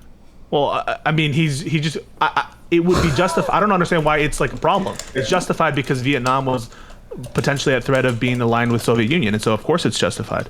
That should be the answer, right, Rage? Yeah. Is there a single American intervention, I'll ask again, that you don't agree with? I would have to go through the list. I think a lot of them had very bad outcomes, but I can't think of any off the top of my head. But you think that we had a moral writ for engaging in all the ones that we engaged in at the time? We had everything we needed in order to begin an intervention. Yes. Damn, yeah. I don't know. Pinochet is a hard sell. I would have to read up on that a lot, but that's a hard sell, dude. You're saying everything America did in its history in terms of foreign intervention has happened to be the correct decision? I don't know all the interventions, but all the ones since the Cold War, then yes. And those interventions that you're trying to equivocate between the Cold War and between what's happened in the 90s and 2000s are just entirely false equivalencies. Well, the question I would have is, did we know that Allende would align with the Soviet Union? But there was a risk I would guess that we had a pretty high risk of that happening, and I think that's way beyond the risk threshold. And the cost to do it was very low. A covert CIA intervention is very low cost as opposed to an explicit intervention there. Well, careful. It's low cost to the United States. Yeah. Yes, I'm curious about when you're fighting a war against somebody, you don't have to consider the moral calculus on the other side. Sure, I can kind of understand that, but I'm just saying that, on a macro perspective, that seems a little bit at odds with the opening of this conversation. Was well, aren't we morally incentivized to care about the citizens of other nations, right? Well, yes, yeah, but the difference there is we are in direct and open conflict in a world like that, whereas that's not happening in the world right now. I guess maybe it is to a certain extent in Ukraine, but that's not the war in Afghanistan. That's not the war in Iraq. It's not Libya, Somalia, Bosnia, Kosovo. That's entirely separate. Why don't you say that it was wrong for America not to invade in Libya? I would. Okay. So America should have invaded Libya. Shouldn't America have invaded, Iran Tunisia and I guess why not? Well, it shouldn't be us alone, ideally. Yeah, ideally it'd be the rest of the Western world with us to spread liberalism. Base liberalism. I agree with this, honestly. I'm not even memeing. This reason Do you agree that every single American intervention in history has been justified? Me? No, I don't. I don't know enough to be able to say confidently. Or at least the ones are you aware of Cold War interventions that are justified in the greater context of the Cold War and saying, oh, well, Pinochet was a fucking terrible person who did all sorts of brutal crimes. But you have to put that in perspective versus the expansion of the Cold War, the potential loss of other nations that could be aligned to your side if you're not going to protect them, or the threat to other ones that if you align, then this will happen to you. There's greater context to it than we're absolutely destroying this nation. I think this is the scary part on both sides, is that in RagePope's world, this is the future that RagePope is worried about. We allow the Soviet Union to essentially steamroll through whether implicit or explicit support for communist countries through all of through all of South America. And then inevitably, we find ourselves with fucking Mexico joining the Soviet Union, and now we have nukes on our border, and something escalates to some fucking nuclear conflict. And as we're sitting in our final moments, we're just thinking, damn, we should have never let the Soviet Union penetrate South America in that way. We fucked up. We should have the losses that we would have stopped there would have prevented this entire escalatory thing to where the Soviet Union and the United States are two strong poles in a multipolar war that ends in nuclear warfare. That's, I think, the final thing that RagePope is worried about. On Pisco's side, His final side, though, is you've got some country, they're pretty chill. They go to have democratic elections and they free and fair and they want to do their thing. And, you know, maybe they're going to elect a guy that's a social. Oh, here's America to destroy all of your shit because you might be participating in a greater macro war that will end in all of civilization ending. And with that ideology, you could theoretically infinitely justify American aggression in every single country across the world, so long as America is the quote unquote good guy in your hegemonic view of the world. And now it's like, okay, well, cool. In that case, when somebody asks you, is there any American invasion that isn't justified? Well, if America is the hegemonic good guy, and if I look at like China or Russia, they're bad. Well, no, basically every single invasion by America is good because we're preventing some non-0% chance that other countries will eventually, you know, domino effect into nuking the United States. I think that's the issue on both sides. And then if we just continue that, if we continue our interventions and our willingness to protect people who want to be democracies around the world, it sends stronger signals to authoritarian governments like China and Russia. Hold on. What do you mean? Do you think that if we... Do I think that the people wanted Pinochet as like... Well, not everybody that we supported was for democratic values around the world. It was for U.S. interests, right? So the question that I'm going to ask is, do you think that Obama just resetting relations with Russia after Georgia emboldened them for the rest of their campaign in the I guess, Central Asian arena? Possibly. Why does it matter? Why does it matter? Because explicitly by not supporting Georgia in that situation, we condemned Ukraine to this war. We condemned greater intervention and more deaths of these people by not attacking Iran, by not attacking Pakistan, and by not taking a stand for their human rights, that we've emboldened them and we've enabled them to attack in other places, potentially because maybe we won't defend Taiwan now. Well, maybe we're condemning them to be subjugated and under the regime of China. The brutal authoritarian and if not regime. Taiwan, then suddenly the Philippines, the Philippines, Vietnam, Laos, Thailand, that entire Japan, arena. possibly, we're just saying, South Korea, yep. Do we think it's okay just because we don't want to stand up for the smallest one that we should just allow them to infinitely take territories from people because they are, No, but you're failing to address Destiny's point is that your argument proves too much. I mean, if we're fearful of emboldening, why stop at all in any capacity for any American foreign policy interest whatsoever? We should never stop it. There's always costs associated with these things. These interventions aren't free. Wait. No, hold on. But you've kind of eliminated the cost argument, RagePope, because the ultimate cost of non-intervention is nuclear war. So you can almost infinitely justify human life costs at the areas that we're in. Because right now, with China, fighting with Russia, we're not at the threat of nuclear war if we were to intervene. Here's a question. Using this logic, right? Threatened nuclear war. Using this logic, how can we? Do anything? He didn't move any of his nukes out. It was just posturing. It was words. They still have a nuclear non-for. Why can't I say with Soviet Union? It's just posturing. Soviet Union posturing. They're not posturing. Couldn't I? If they're giving threats, I mean, you and I understand. So when North Korea says they're going to destroy all of South Korea and Japan, that they're not posturing. No, I agree that there's probably some difference in terms of the nature of the threat during the Cold War and now with respect to North Korea and with the modern Russian Federation. But it just seems like, why even take that risk? Why even isn't nuclear war a thing to be worried about? Yes, that's why we should be enforcing the Non-Proliferation Treaty. And you know what's happening? Belarus is rearming their bombers. Iran's developing a nuclear weapon. Other people throughout the Middle East are gaining nuclear weapons because we explicitly want to intervene. Why embolden them? We should just... That's why I'm asking. Why did we pull out of Afghanistan? It's emboldening all of our enemies in the region. Let's go back in. There's no nuclear threat there's no proximate nuclear threat from Afghanistan. Let's go back in. Let's not embolden them. Why do you... Just say it. Jesus. And I think the better point is that RagePope using your worldview and your justification for Pinochet, for example, is a perfect justification for Russia to invade Afghanistan because of Operation Cyclone, right? Because they would have the same concerns. So now suddenly the Russian invasion of Afghanistan is perfectly justified. Well, this is almost like a hyper ultra realist perspective because now almost every world power has justification to invade everybody ever for ever worrying about their sphere of influence. I think explicitly the reason why we have the justification and they don't is the form of government and the rights and privileges we afford to their people versus the opposing system that we're in context. Well, but now you're in ultra subjective territory, right? Because I mean, we have to be at some point, right? Because at the end of the day, the choice is either you can have an authoritarian world power or you can have a democratic world power run by the West. And so when you're in that choice, well, it's very clearly that the West is democratic. You say that in that same polarization there. Hang on. You said the same polarization. You said that pulling out of Afghanistan emboldened our enemies, correct? Yes. But there's a difference between emboldening. there's a difference between emboldening and there's a current nuclear threat that's hanging over everything. Maybe it comes 10, 20, 50 years down the line, and maybe we take a look at that point versus we're explicitly at the point of extinction in 20 minutes. We're at the point where the cost is least. Once we're at the point where we can, if we invade now, we don't know. There's no certainty. There's no certainty. Who cares? Who cares? There's no certainty that Cuba would accept nuclear missiles. There's no certainty to that.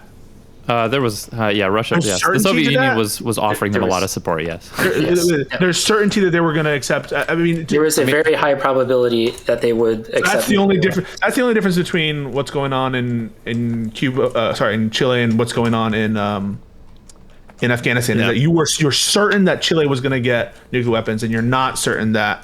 I don't think there's a question. Well, also, hold on, wait a second. Was it true that it was certain that Cuba would accept nuclear weapons? Or Chile. Sure, no, because earlier you guys said you was like, oh yeah, obviously Cuba was going to accept nuclear weapons. I don't know if that was a certainty at the time. I meant Chile. I meant to say Chile. Oh, sure. Okay, gotcha. Well, because everyone else agreed that it was okay.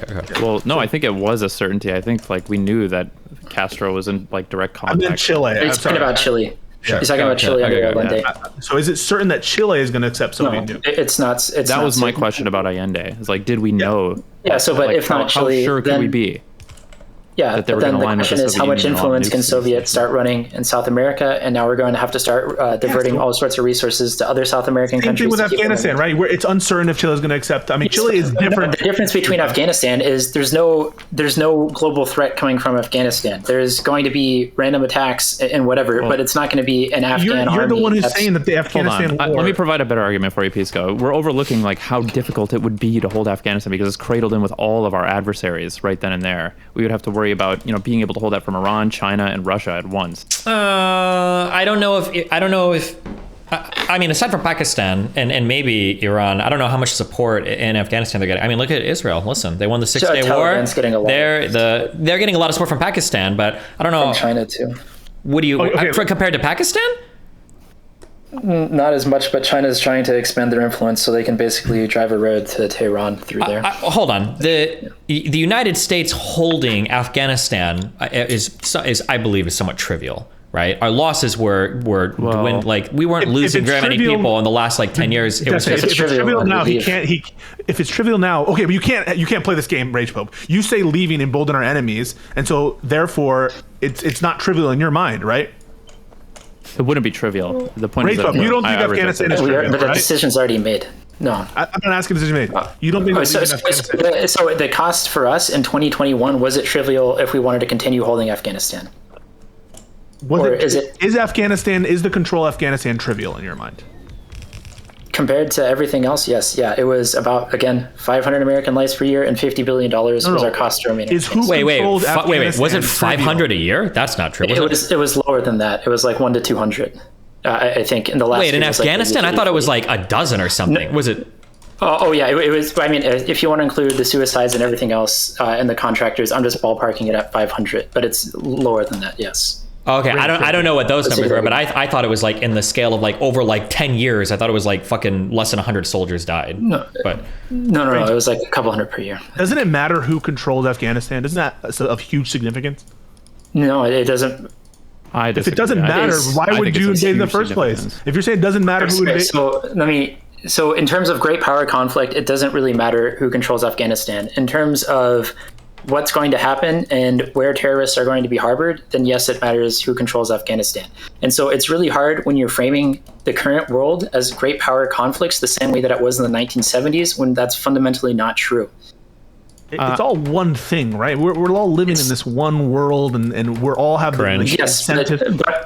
But Russia doesn't have jets flying to our borders every day with a threat of nuclear war. China isn't doing so then you agree that Afghanistan... There's not a risk of escalation to nuclear destruction the same way. Okay, then you shouldn't have said that Afghanistan emboldened Russia. You shouldn't have said Afghanistan that our withdrawal... But it did embolden Russia. Okay, then it does matter to great power conflict. Millions of Ukrainians who are now in conflict. Okay, then it matters.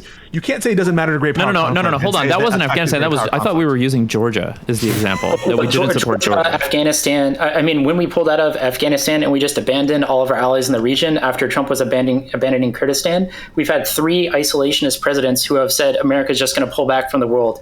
Under Obama, we're going to pull back even more under Trump. We're explicitly going to abandon our allies. We left 800 Americans in Afghanistan under Biden when he pulled out, plus the tens of thousands of translators and other people who are being hunted as we speak by the Taliban. We basically said to the world at that point that we are no longer interested in conflict overseas, and that in the calculus, it affects great power politics. So why'd you say it doesn't affect great power politics? It affects it's not great power politics. No, it is not itself. Do you think Russia is a great power? You don't think? Who are the great powers in America? Who do you think the great powers are in the United States, in the world right now? Only America. No, come on. Right. I think at the very least we have to contend with who can project force around the world. It's not just about force. Hold on. It's not about China. Wait. It's not just about force projection. China doesn't have a blue water navy. They have a refitted. It's not just about force projection. Okay. Like that's explicitly what it is when you're talking about great power conflicts. It could be. It's your ability to wage war. Well, hold on. Our ability to support Ukraine hasn't been force projection. It's been like economic powers, right? It's been the different soft influences that we can have. Logistics of our military to be able to deliver all that aid that we've accumulated over the time. I don't believe that I don't think we saw even a fraction of the full might of the U.S. military when it came to delivering support to Ukraine, right? I think these were... and I think that's pathetic. Well, I'm just saying that we have to be careful. I don't think that it's force projection is the thing that's determining, like, you know, what makes you a world power. What do you think force projection is? Is it just the ability to put something there, or is it the ability to sustain tens or hundreds of thousands of troops, be it yours or others, all around the world, coming through your military pipipeline? Sure. We're the only great power right now.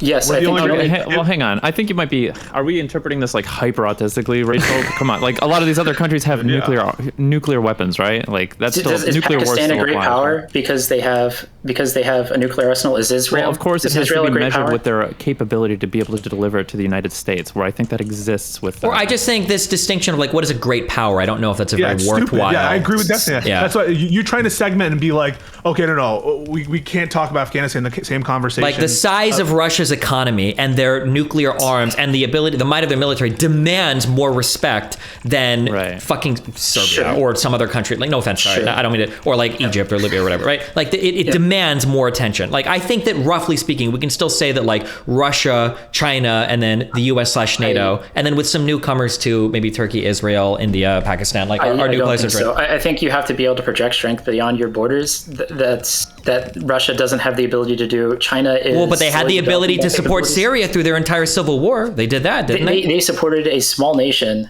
a relatively small nation. Yeah. Why don't we just go to blows with Russia then, RagePope? I don't know.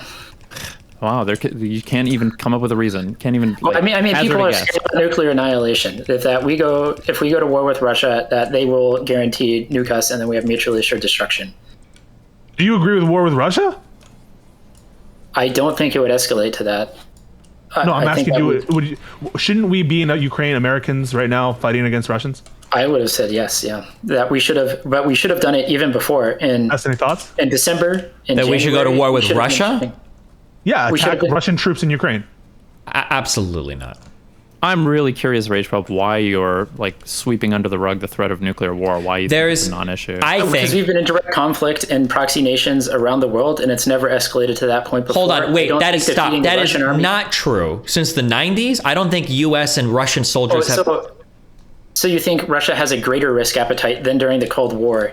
No, I think the risk appetite on both sides. I think the risk appetite on both sides is very small. I think that's why we avoid generally getting into direct conflict with each other.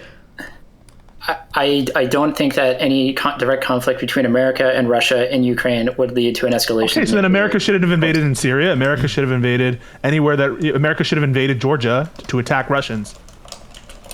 I think it's fair to make this argument. Can I get an answer to that? Yeah, I mean, to some point, yes, yeah.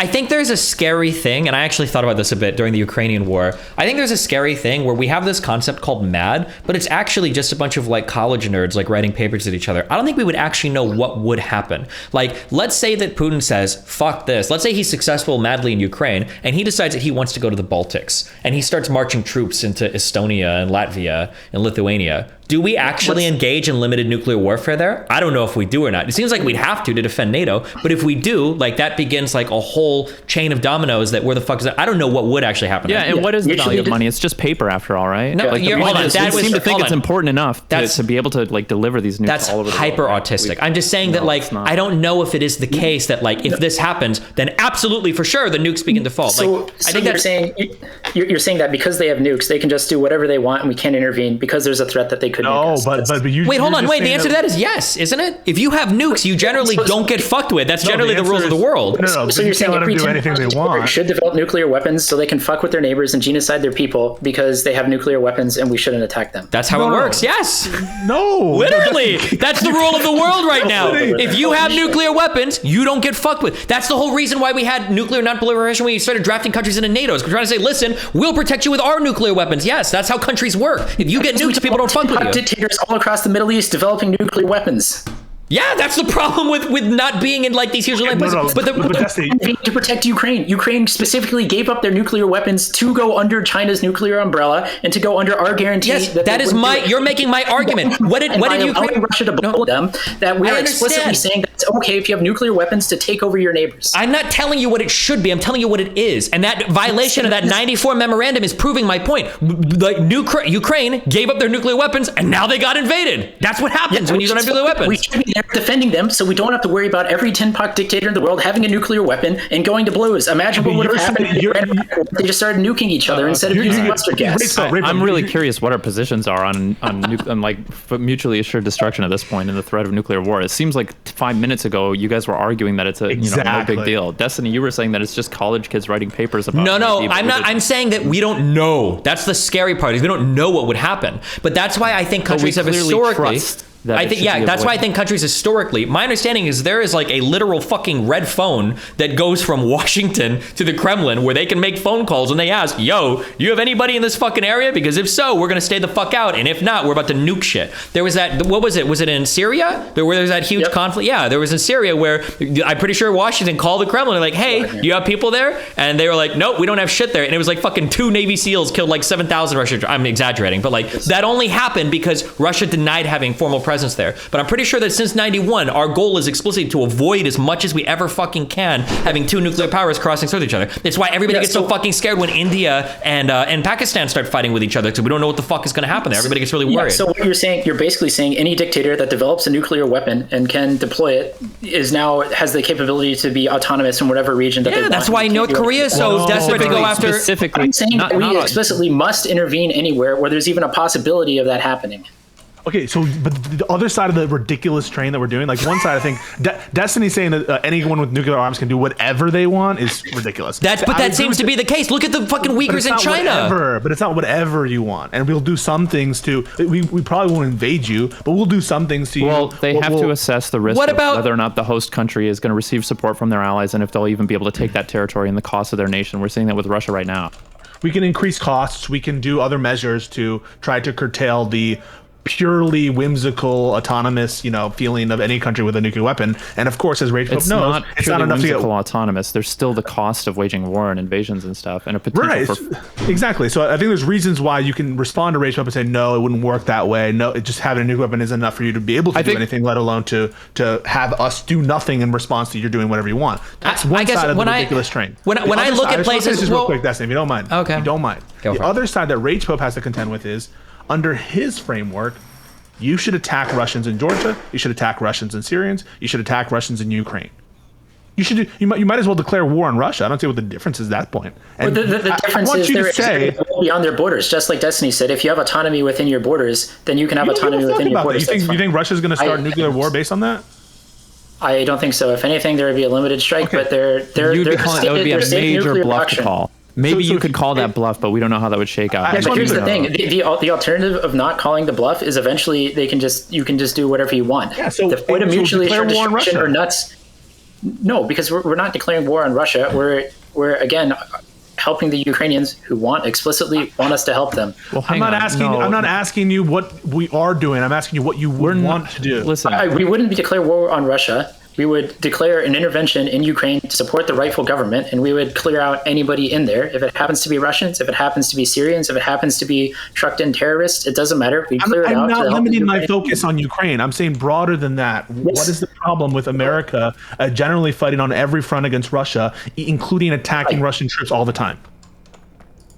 Because we don't have, in places like Libya where they want the Russian troops, it doesn't really... it's not our place to intervene, according to your worldview. He's asking according to my worldview. I don't have any problem with that. If they're propping up terrible dictatorships, if the cost to us to do that is low. Wait, hold on. Yes. We can't say propping up terrible dictatorships because we'll prop up terrible dictatorships, right? That's not a... What terrible dictatorship have we propped up since the 1990s? I would argue that Maliki in Iraq had a lot of problems with the way that some of the Sunnis were saying that dude was fucking locking up people in secret death camps. He almost fucking single-handedly took Iraq into war with fucking Iran. Like there were a lot of issues in the American established government in post-Iraq with the leadership there. I mean, I'm sure you can find other... Afghanistan had a lot was I don't know if it was on the same level as Iraq did, but who was guiding Maliki? Or why was Maliki? I'm kind of fucking butcher's name. Why is Maliki so willing to go to war with Iran? Because I'm pretty sure that when that dude grew up, his whole fucking family was terrorized. No, because they were continuing influence operations inside of Iraq. They were killing tens of thousands of Iraqi civilian soldiers and American citizens there, and they were continuing to operate within their borders. I don't know if the destruction and chaos was that extreme coming from Iran at that point, but RagePope, you cannot say that anything that distinguishes us with Russia is supporting dictatorships. You said it's justified to support dictatorships, and you can't. Not in the post 1990 world. No, in the post 1990 world war after the collapse of the Soviet Union, there's no reason. Post 90s world, you think America hasn't supported any dictatorships or authoritarian countries where there's no? I think the easier example would be Saudi Arabia. Not nearly to the same degree as Pinochet. Well, hang on. Right, here's one for you. Do you think we should have intervened in what was it, Thailand under Pol Pot? Thailand under Pol Pot. I don't know enough about that conflict. He literally killed. It was a single dictatorship. Cambodia? Cambodia. Yeah. Yeah. Racist. I thought that was Cambodia. That's why I got really scared in that moment that I was totally wrong where Pol Pot was. That's the Khmer Rouge, right? Yes. Yeah. Okay. I'm generally I think that the intervention, for instance, I'm get to your question. I think the intervention in the Balkans was okay by America. I'm generally okay if it's okay, but we're talking about great power conflicts. Hang on, I'm about to answer your question. When it comes to like pure on ethnic genocide, where you're massacring hundreds of thousands of people, and there's no direct nuclear power involved in that, I think that I would tend to be okay with that. That's like for instance, I think Rwanda is an example where there was a massive genocide and nothing was done by the West in response to that. Sure.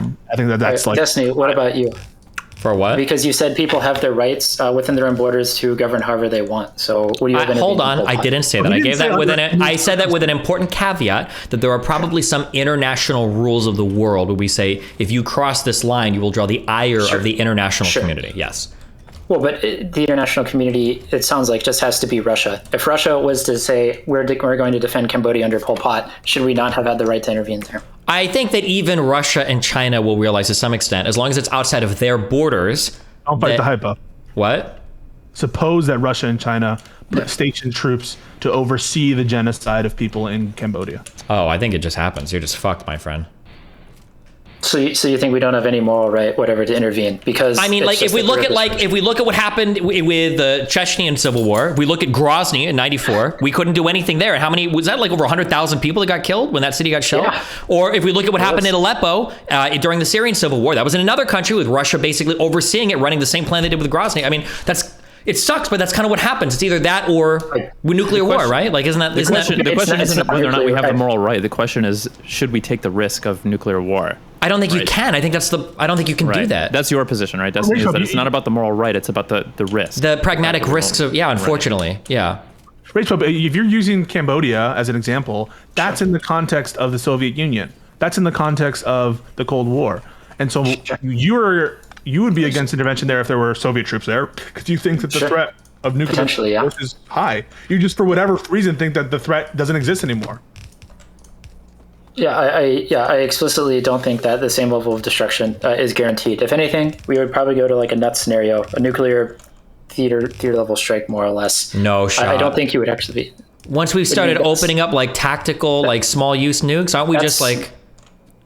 That's. I just want to be a little clear, RagePope. Under the current, this is the two scenarios. Soviet troops in the 1960s, 70s overseeing genocide in a country don't invade. Russian troops overseeing a genocide in the 21st century do invade. Yes, I think the threat of nuclear war between our two countries is significantly lesser than it was in the 1970s. If you're setting that rule, here's a question. So let's say, so you're saying Russia oversees bad shit. Okay, we'll say genocidal actions, and we do invade today. Sure.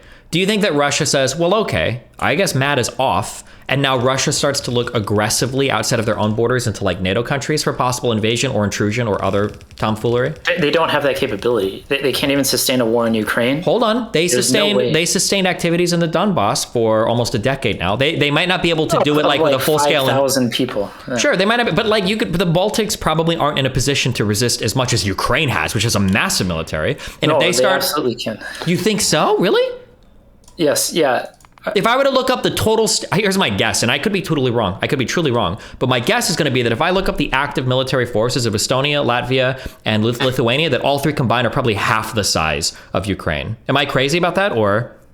So did you Balkans or Baltics? The Baltics. So Lithuania's GDP is 50 billion, Latvia's 33.5, Ukraine is 31 billion. Estonia's is 31 billion. Ukraine's GDP is about 155. Those countries are a lot bigger than I thought they were. Well, hold on. They're big, but what is their military capabilities? My understanding is that Ukraine, fuck GDP, Ukraine has a huge military. Your economy is not your military. I don't know why anyone here is saying that. No. Ukraine has a large standing military compared to their like economic outlays. Do you think Poland would absolutely intervene with the Baltics as well? And Poland has significantly greater military capabilities than Ukraine does. All the Baltics have a more professional army than Ukraine does. They've been integrated with NATO and in that training for a lot longer period of time. They've been able to amass large amounts of weapons and not had to continuously use them in the Donbass region. And Poland would absolutely be supporting them, even if the rest of NATO would not. I think they would get significantly less far into the Baltics than they would. Hold on. When I say get into, I'm not talking about a full-scale invasion. I'm talking about like what is happening in like Donetsk and Luhansk, where it's just like separatist movements in the eastern part of the countries that are getting like more or less like Russian backing. You don't think it would happen at all, like it did in Georgia, like it did in Moldova, like it did in Ukraine? I think the pushback from Poland would be more than enough to crush whatever that is. Okay. But you're in favor of America invading Crimea? To a certain extent, yes. Wait, do you support? Wait, what was your question? The invasion. Yes. I support the return of Crimea to Ukraine. I do too, but do you support putting American troops on ground to fight Russian troops at Russia's border? Crimea? I don't think we even need to. I think if we provided air support and more targeting information and more I'm getting so many missiles. mixed signals from you though now. Like it seems like before you would have just said So yes, I would support putting troops on the ground, but I don't even think the cost calculus goes that high. I don't think you even need a single American troop on the ground in order to push Russia out of Crimea.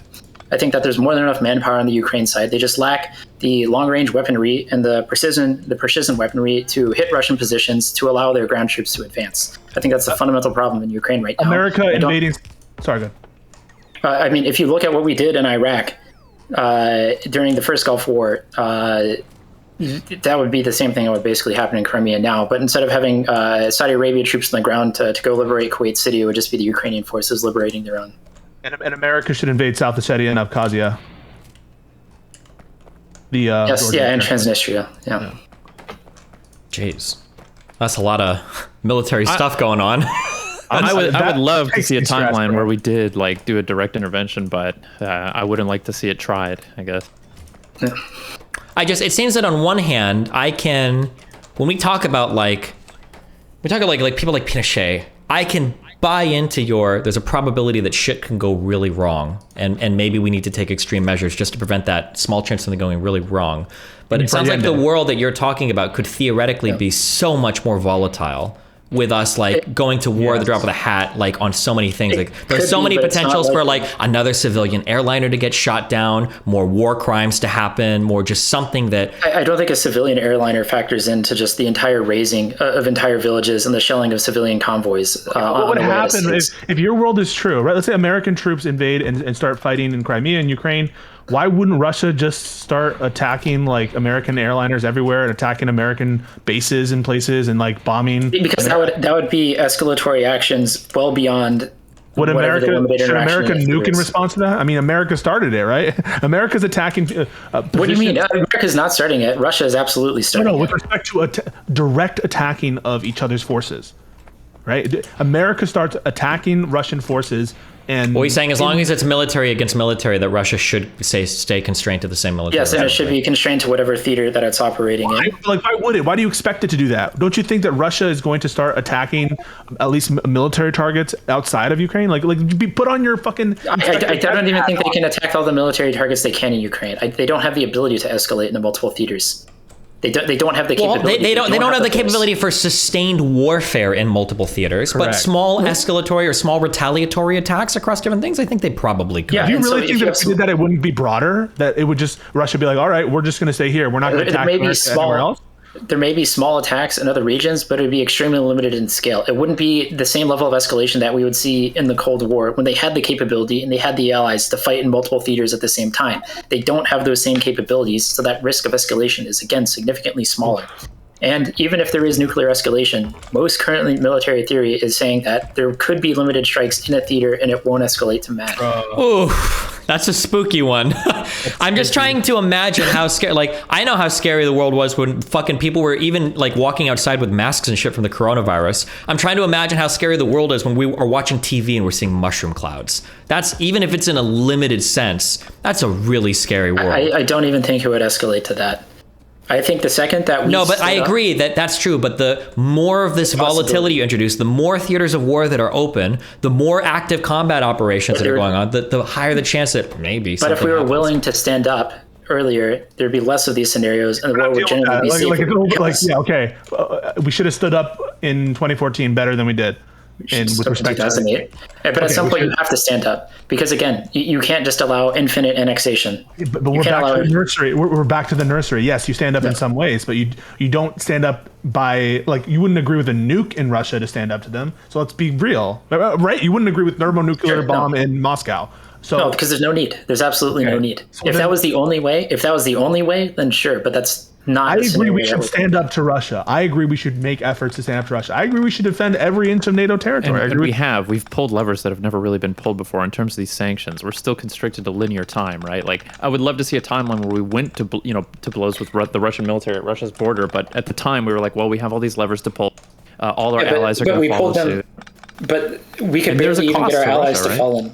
Like, it's not infinite annexation because there's a cost to Russia. Who knows how much longer they can sustain this, and could they sustain another campaign like this, right? Like, it may be demonstrated now that this is not worth the effort for Russia. This is not worth the lives and the money for Russia. Bro, I just think that this is. I can agree with you that maybe American foreign policy should be a little bit more defensive, should be a little bit more proactive. I think is what you would think. But the wholesale firing of weapons and ammunition and having essentially small-scale wars with another nuclear power, that's a big yikes. And I don't know but I mean, we could have even done it before if in December and January we started delivering and training them on HIMARS and the other high caliber artillery. Like, we could have delivered hundreds of battle tanks to them ahead of time to send the message that we are going to stand up, instead of saying like, Russia, don't worry, things are going to be bad if you invade, just like it was in 2014 when we forgave all that. And 2008 when we forgave all that. Don't worry, there's going to be big sanctions this time. The sad part about this is your purported justification for doing this is you don't want to let these people fall into authoritarian dictatorship, right? That's the justification, ultimately. Yes. But that's exactly what you supported in Chile. Because it was Chile or the rest of the world in your calculus. Okay, but in the Chile example, you were really, really, really worried about the end of the world. Yes. But now we're not. But now you're not worried about the end when of the there's world. more nuclear proliferation and warheads in every country, like everything is like more. There's no. You're so scared of nuclear war. Count is lower. You're so scared of nuclear war in the Soviet context. You're willing to overthrow democracies. But you're not so you're so unscared of war, nuclear war in the 21st century that you're willing to have fucking war with Russia in a limited scale. Yes, but I think we could have done it. Makes this is nonsense in my opinion. I mean, like, we really, how can you change on a drop of a dime like that? What do you mean? The entire Soviet Union collapsed. Their entire military is so corrupt that they're running on like flat tires and selling off their fuel because they don't even trust their own military to let them know that there's going to be an invasion in 2 weeks. What do you mean? There's a huge difference between the Russian army and the Soviet army of the 70s, 80s, and 90s. In terms of professionalism, in terms of force protection. Hey, I understand that they're different, right? But we're talking about how your perception of the nuclear threat changes. Well, because there's no threat to Russia that we are going to go and roll tanks through Moscow. If we invade in Syria or Libya or Ukraine, there's no threat to that. There was a threat of Russian tanks rolling in California? I mean, that's up to the Russian populace, right? Like, that's been basically Putin's whole propaganda line in Lavrov, right? Is that like simply Ukraine joining NATO would have been a threat to the Russian people. And I don't know how many of them actually bought it or what those numbers are. It's so hard to get those figures, but like the U.S. going to war with Russia at Russia's border, I think we can pretty reasonably predict that there would be some Russians that would be like, holy shit. Why did we stop the Polish from sending tanks, I guess? Why did we or why didn't we? Well, yeah, why did we? And why did we not just send more weapons earlier? It's because we're too afraid. Maybe we're too afraid, but should we be so cavalier as to fucking engage in open conflict with them? I think we have historically, and it hasn't led to nuclear warfare. So I would say yes, we're fine. Wait, we have historically engaged in conflict with who? With Russia and China directly. What? In way different times. In Korea and Vietnam. Wait, you're trying to draw a line and say no, you can't compare between eras. Like, you can't compare the nuclear threat in 19. Well, because you're directly comparing the nuclear threat between eras. No, when you are comparing the nuclear threat between the Soviet Union and Russia, I can say we directly fought with Russians during those time periods, and it didn't escalate to nuclear war. So why now, when they are historically weaker and we have no reason to actually go into Russia? There was a time in the 1990s where we could have just wiped Russia off the map, and we didn't. Why now would they escalate to nuclear warfare in a limited theater sense when we're fighting the same campaigns that we were? Well, do you think? Why are you scared? Hang on. If that's your position, why are you scared of Chile getting nukes? Because the Russia of the 1970s was entirely different than the Russia of today. Okay, but you're saying, I know the argument. So the argument goes, right? They were able to engage in war, outright war in the Cold War, and it didn't lead to nuclear blows. What reason do you have to think that Chile getting weapons would lead to nuclear war as opposed to engaging in direct conflict? Because there was a chance at that point that they could have had nuclear supremacy over us if they deployed there and we didn't have the capabilities to fight down there. And then they could have launched a first strike and wiped us out without us even ensuring MAD, because we didn't have the capabilities to detect the launches from those areas. We didn't have the resources. Okay. But now MAD is all assured, and so there's practically no threat of nuclear war. Yes, and there's also the fact that we had nuclear supremacy during the 1990s. When the Soviet Union dissolved, if we really wanted to affect regime change in Russia, we could have, one, invaded, or two, we could have just done a decapitating strike and just wiped Russia off the map and before they even knew, and they wouldn't have a chance to respond. And we didn't do that, and I think the Soviets would respect that and not escalate to a nuclear war, because they understand that we're not going to fight that type of war. Pisco, there's also the difference of, he was talking about conflicts in Vietnam and Korea, and those things escalating to nuclear war would have been China nuking the grounds of its allies versus having the threat of having nukes stationed near America's borders. To destroy America. Right. When did China get the nuke, in the 60s or 50s, I think? Okay. I don't know, bro. It seems too dangerous. I think you're playing with fire. I think like the big fire is firing on Russian troops. You're a loose cannon, RagePope. The big fires are the hundreds of thousands of civilians that have been dislocated or killed in Ukraine. Like, you have. We keep pointing out like hundreds of thousands, but sure, but like the world was way worse when everybody was in like active fucking open conflict with each other. Yeah, there's definitely like a shitty scenario for some people now, for sure. but like it's way better than it was historically, which I think is worth paying attention to. Like the world functions in a different way where open combat between places is relatively discouraged. There are still atrocities that occur, but it's way better than it used to be, I would say. I'm scared of this, like, even, let's say it's just, there's no nuclear threat, RagePope. I'm scared of a broader conventional war between Russia and America. That seems like an ultimate disaster. Why?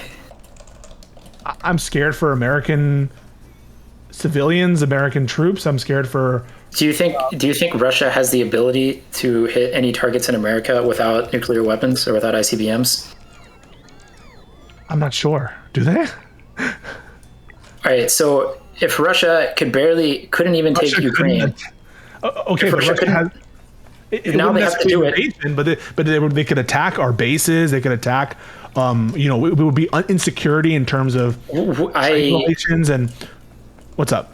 So there's already problems with trade relations, but our conventional capability is so asymmetric to anything that Russia can put out that it wouldn't be a conflict in the same sense. I think the problem too is, hold on, when we think about these affairs, it's very tempting to run these as very like unilateral, like one country versus one country. But it feels like there are worlds where this type of stuff could start to change the balance of the conflict very quickly. So we're talking about like Russia's very limited ability to do anything or to deploy forces to the United States. Russia wouldn't have to do that. Some sort of like military conflict that would pressure countries in Europe could quickly change the balance of how willing the United States is to sustain any type of military action, or even theoretically our ability to project force or project military actions, depending on how other countries around the world feel.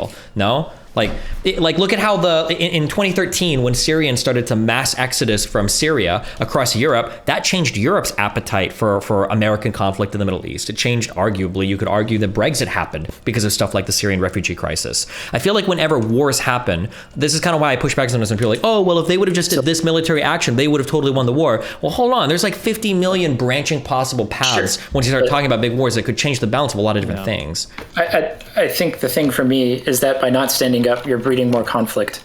By allowing these atrocities or other things to go on. In ways, right, that aren't direct conflict. Yeah, I just think you have to have like a good way to stand up. Like it's got to be a limited, which is why I think the Ukraine stuff has been so positive. It's because like we're not going past this, but you better believe we're going to go up to this line as hard as we fucking can. Yeah, but we're drawing the line so low in the sand. So low, really? The line is don't attack Russians directly until they invade NATO. I don't think that's we're doing it. No, we said we weren't going to give them ATACMS. We weren't going to give them high-powered weapons until there was a larger invasion. I think that's a very weak line in the sand. That's like, I think there's a lot of weapons that we could have delivered to Ukraine a lot earlier, a lot faster. We could have done a lot more trading, a lot more aid, and I still don't think we would have crossed any red lines to come into direct conflict. I agree. I know. I'm talking with Destiny. We also have to reserve some of our capabilities in case things pop off, in the Strait, which are happening right now. Sure. Yeah.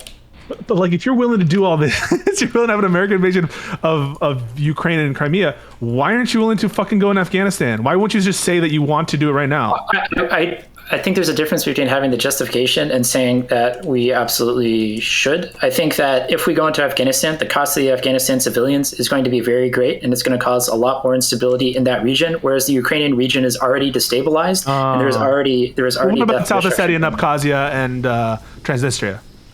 We should have gone in way earlier in the 90s. Okay, no, but now, let's say Biden. Now, okay, I'm going to give you a bunch of policies, Rage, and you tell me if you agree.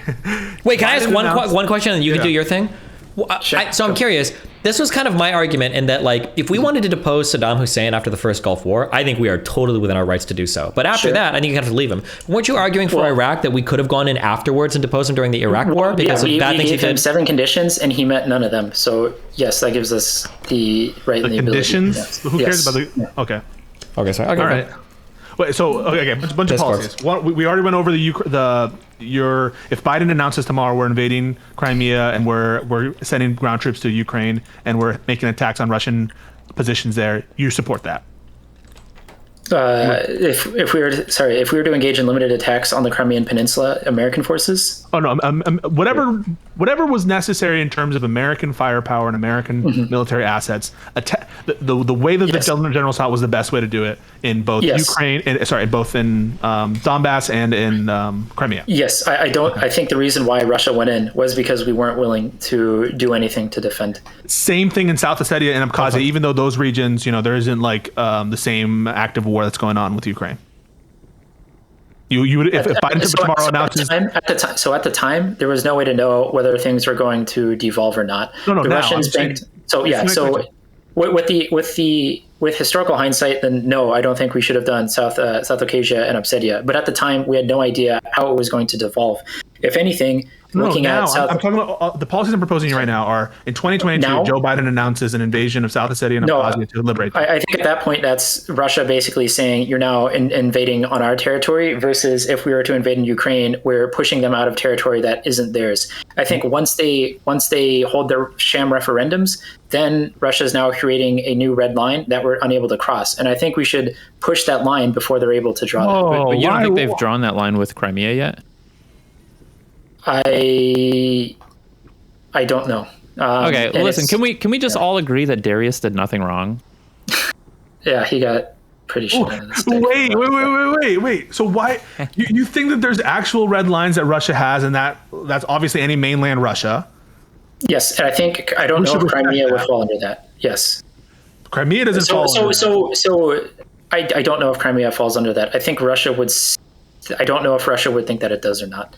But for the nuclear red lines, yes, sovereign territory of Russia being taken is one of their nuclear red lines, or their explicitly stated ones. I don't know if they're going to follow the written doctrine or not, but that is one of them, yes. Okay, so South Ossetia, Abkhazia, those are red lines that you would not support an invasion of those places because of the threat of nuclear war.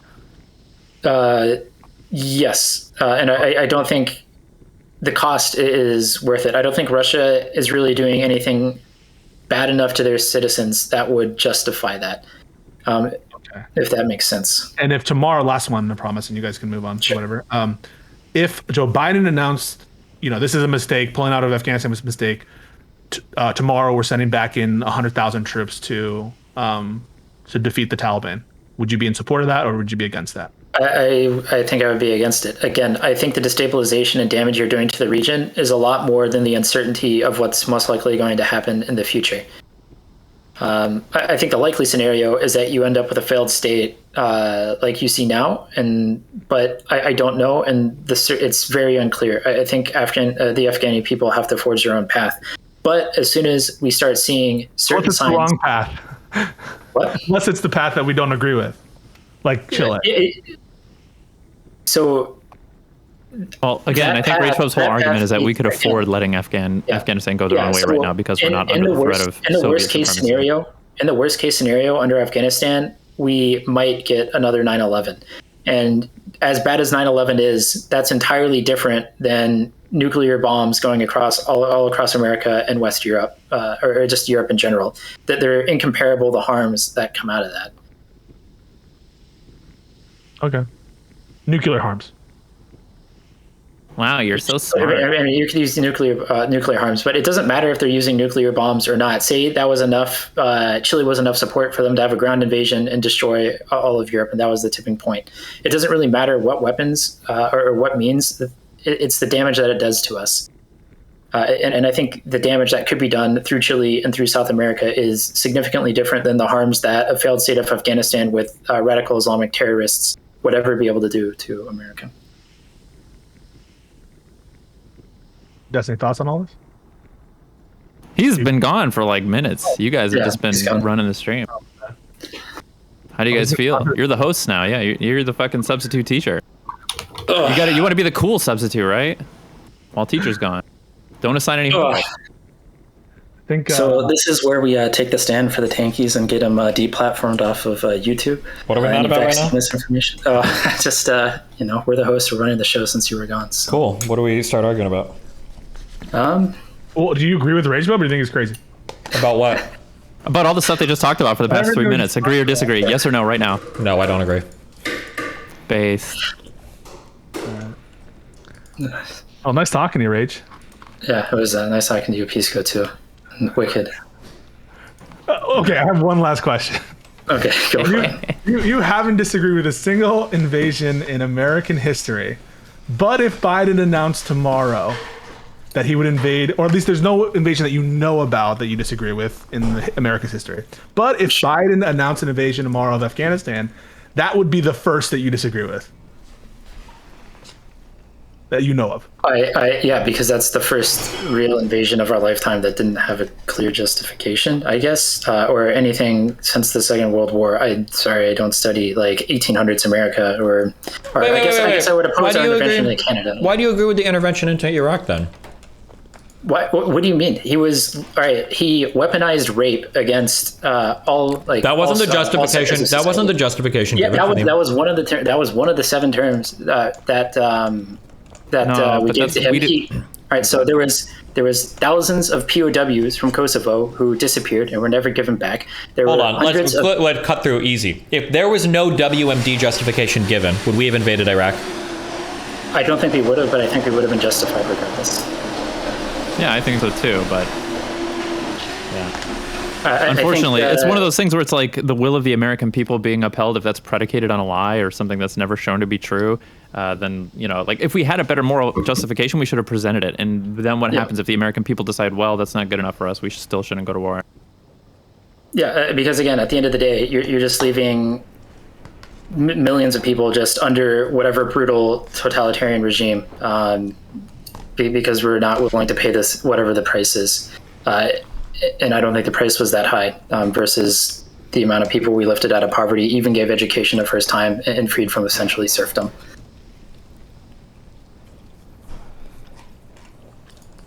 Well, nobody? I think it's if you're willing to have a war because the regime is assume what you say, that Saddam, I agree, right? Saddam was a horrible dictator. The people deserve better, and he was exceptionally brutal. The Taliban is exceptionally brutal, we should have bro. done it in Desert Storm. I mean, if there was no indication of WMD, would you be in support of the Iraq War? Yes, I still would have been, yeah. Okay, yes. So why?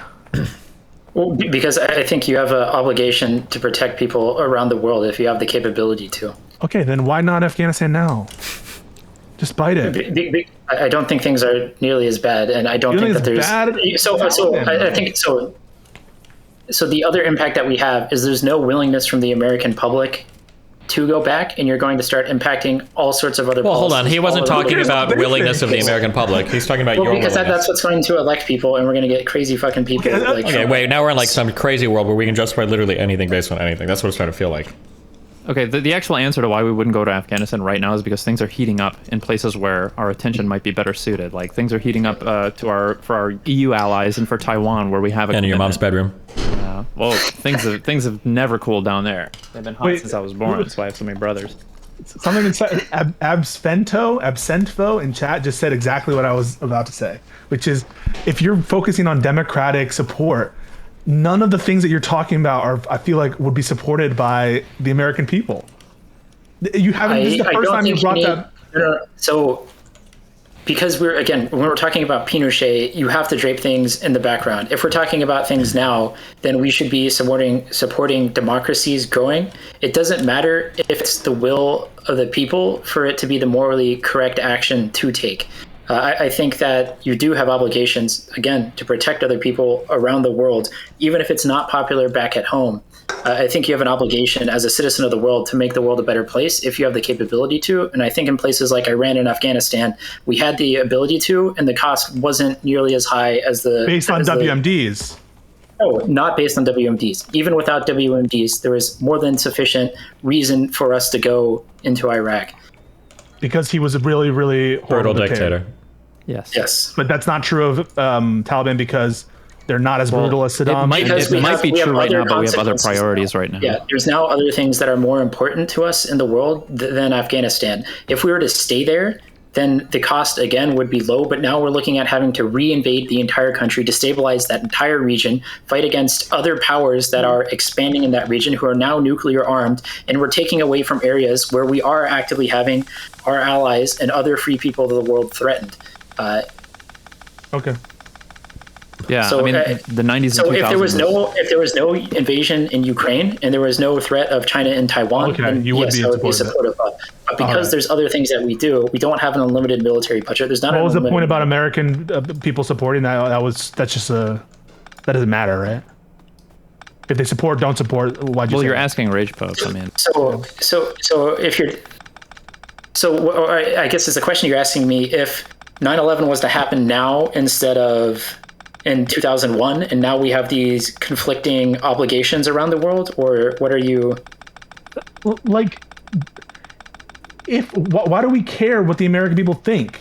If all it takes from your perspective, you obviously don't care about what the people on the ground think, because what they think has no bearing on whether you're going to intervene. You just want to protect people. You don't care about what the American people think because you just So you don't think the people? Wait, let me finish. All else equal, you would support the invasion of Afghanistan if it weren't for these other geopolitical interests. And so nothing about what the American people think is motivating what you're doing. this hasn't been a part of the conversation since we talked about the CIA and Pinochet. And that was something that I think Destiny brought up. And I feel like we raised the question immediately, which is like, well, how does this override the sovereignty of other countries? You're just asking RagePope what he thinks we should do. Yeah, I don't necessarily think that, again, there's a lot of things that are unpopular that are the right thing to do anyways. And I think as a country, why did you say like we care what the American people think? Well, I think it was a difference between like, should we do something versus like, would it be good for us to do something or whatever? It was like a difference between pragmatic. Yeah, what's the cost calculus of everything that we have to do? Yeah, so I think and so if it's tremendously really unpopular, if it's extremely popular to go back to Afghanistan and it's not going to degrade our ability to recruit for the army and to fund the other arenas that we have to engage in, then yes, it would be. All else equal, then yes. Okay, wait. If you believe that, then for the second thing you wanted to talk about, why are you opposed to student debt forgiveness? True. So there's so many things. So even just on a macro level, it's just fucking terrible for us. So when Donald Trump cut taxes, we had the hottest economy of all time. We started running an extra $1 trillion of deficit. That's basically what Biden is doing with this student loan thing. We're just saying, hey, you know what? Things are really bad in the economy right now. Maybe we should just give out basically as much as we give in TARP bailout money. I think he's also tremendously underestimated what the further impact of that is going to be by changing the minimum threshold or the minimum loan threshold before income-driven repayment, and by decreasing the amount of your disposable income you have to pay on those loans, you've now created a massive range of incomes where students have no care about how much debt that they take. I want to say that if I understand. I saw the math on that like you could basically theoretically at some point like you could borrow $15,000 or $20,000, but if you're not going to make much money, you might as well borrow literally like $100,000 to pay bills and shit. Yeah, and so I think that all the money that's come through the federal government has just basically gone to increasing the price of colleges. I think you're creating terrible incentives. I think that the economic Hold on, let's talk. Wait. Let's go through this one at a time. First of all, just because access to student aid increases doesn't necessarily mean cost of college will increase, right? There must be some. It does, dollar for dollar. It's like 90. No shot, dollar for dollar. Yes. I don't believe you. Yeah, it's almost dollar for dollar. I can go pull up some studies. Is it? Hold on. Is it an arbitrary increase in price just because they can charge more? LOL, or is it an increase in price that's coupled with an increase in like the productivity of colleges? It's because they can charge more. It's because they can now price discriminate more against everybody. So all the poor students. What does the extra money go towards? It goes to inflated administration budgets. So when they do this, now an administrator that was making, because you said dollar per dollar, an administrator that was previously making $70,000, $80,000 a year is going to be making $500,000 a year? Yes. Yeah. Okay, I'll be shocked if that is the case. So there's no expectation that any of that money can go towards facilities? Yeah, there's a lot of money that goes to hyper-expanded facilities. It's pretty extreme. Then it's not dollar for dollar then, right? Well, because facilities... It's a dollar for dollar increase in the cost of attending school. And okay, wait, but dollar for dollar increase... Go to school isn't that people are poor in school, it's that it's too expensive to go to school. Dollar for dollar increase in cost of school isn't necessarily bad if it's coupled with an increase of the quality of the service, right? Well, but is the quality of the service that we need, a $10 million stadium for our football players, or is the cost that of football service... players is a really bad example because I'm pretty sure all of those things are massive revenue generating things for colleges, right? Yeah, not really. Only a handful of schools are revenue generating on football. That's only D1, and I want to say it's like the top half of D1 is revenue positive, and then all the rest of their sports are net drains. But they keep most of them up for Title IX. That's other. But yeah, no. So if there's a direct cost in the cost of college, then for every dollar that you're spending, and it's not going to improving people's educations, then why are you subsidizing that nearly to the extent that you are? It just doesn't make sense. If you're getting a better education, if you're getting more productive workers out of it, I can get it. And to some degree, yes, students should have, maybe a better experience than having, no air conditioning in Florida in the middle of the summer. But that's not driving affordability issues. If you're having a degree that is relevant, it is going to be a positive expected value for you to take loans to go to college and for you to pay those back. The problem right now is that there's so much government intervention in terms of free dollars given to anybody who goes to school. You're not allowed to discriminate based on degree, and you're not allowed to discriminate on schools or on groups of schools. And that's where the issue with loans is, and that's where you're going to see cost reductions in colleges. Would you be in favor of Pell Grants being restricted or government loans? I don't know if this would be controversial or not, but making it basically so you can't take out any federally backed loans or get any Pell Grants for out-of-state schools? Yes, I would be for that. Gotcha. One of the craziest things that I don't like about colleges, not to sound like an asshole or whatever, but I do think it's really wild that in the United States, okay, so Europeans don't know this, but US colleges are really, really fucking nice. They're unbelievably huge compared to US shit universities, or compared to European shit colleges. It's unbelievable. But it seems like a lot of people will look at state schools that are really good. State schools have amazing facilities, usually really good education, and instead they elect to go to out-of-state state schools or out-of-state private schools, where instead of paying $20,000 for an education, they're paying like 60, 70, 80, over $100,000 for what's more or less the same degree, unless you're like doing like law school or something. I don't know why people don't take advantage more of like in-state tuitions or even community colleges, but there's a lot of issues that I think that we have with schools. I just don't think that this debt forgiveness doesn't make sense. The changes to the income-driven repayment, it doesn't address any of the fundamental issues that people have. This is literally just a massive cash stimulus to the people in society who can already afford things. I think that the debt relief to all the people who got scammed by those for-profit colleges is great and probably didn't go nearly far enough. But this plan is terrible. We're already having mega problems with inflation. I think Biden has underestimated the amount of debt relief that he's giving by at least $100 billion. And I think it's going to have massive impacts on continued revenue for year after year after year. What is the why am I seeing some economists say that this could be theoretically negligible on inflation, or it could actually have a positive effect on inflation? What is the economic argument for that? For the positive effect on inflation, I have no idea. Right now, the velocity of money is kind of low. If we are taxing and spending, I want to say it's like hovering around like 1.1. So every dollar that's spent is like $1.1 in GDP. Mm-hmm. And so the impact could be negligible because the velocity of money is slow enough right now. But again, things are increasing as the world's returning more to normal. But I don't understand the case. I think you have just... You're crazy MMT economists that are going to say anything that they can. Well, I don't think it was just MMT economists. I thought there were some mainstream economists saying that this could actually be like a net wash in terms of inflationary. I didn't read the articles on what the argument was, unfortunately, the wash on inflation is just because our money multiplier is so low right now, and because the impact of so if you're getting $10,000 off your loan, what you're not getting is a $10,000 in your pocket today. So it's less impactful because, that's $500 off of your loan payment each month for the next 6 months or 6 years or whatever it happens to be for the math. And so your impact over time is lower. It's not exactly the same as giving somebody $10,000. It's like saying you're now getting, an extra $600 a month in unemployment for a longer period of time. Yeah. Okay. Hold on. Wait. Melina needs to help with something. 1 sec. Okay. All right. What's going on, chat? Oh, yeah. And if you want to talk about D1 programs that are absolutely losing fuck tons of money for their sports, look at Rutgers. Their school is like in the shitter. They borrowed a fuck ton of money. to run their football program, and it's like fuck them entirely. But there are schools that do very well and make literally tens or hundreds of millions of dollars off the back of their athletes. So it's just going to be on a case-by-case basis. You want me to say Obama? Okay. Krugman disagrees with you. I don't think Krugman's a very smart guy.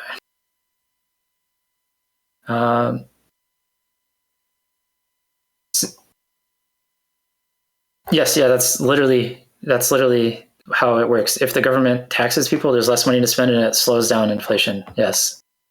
Do I think college athletes should get paid? Yes, but I don't think the name, image, and likeness right now is a very good situation. I think it would have been much better to say to each school, you can pay your athletes this many dollars as a salary max each, or here's your pot of money that you can spend across. But I think it's really bad that there's not a semi-professional league for people to go develop outside of college. I think that kind of defeats the point of student athletes. But I do think that students should be able to make money off of them, because the schools, especially at the higher end, are making tens or hundreds of millions of dollars. But now it's worse than the pro league, because now it's whatever booster can come up with the most money can just have whatever the best team that they want. Yeah, it could be on a per conference basis, a per school basis. But yeah, it's right now it's absolutely a disaster. I mean, there was a kid from Miami who was on the basketball team, and he's like, all right, fuck it. You know what? I saw a new player got paid $800,000. I want $800,000 and I'm going to leave your school. That defeats the entire purpose. Yeah. I think the fact that universities are also products fucks up the incentives. Yeah, of course. Yeah.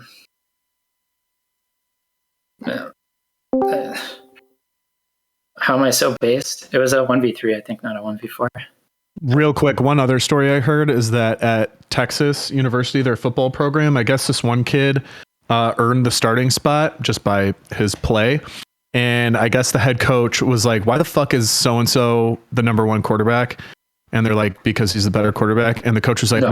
we spent way too much fucking money on this guy who's the number two guy. So they named him through the NIL. They were like, our booster spent too much money on this kid. He has to be the starter. Like, this is going Tabor, talking about spending too much money on things, huh? What else do you think people spend too much money on, Tabor? Cars, clothes, pets, anything everything.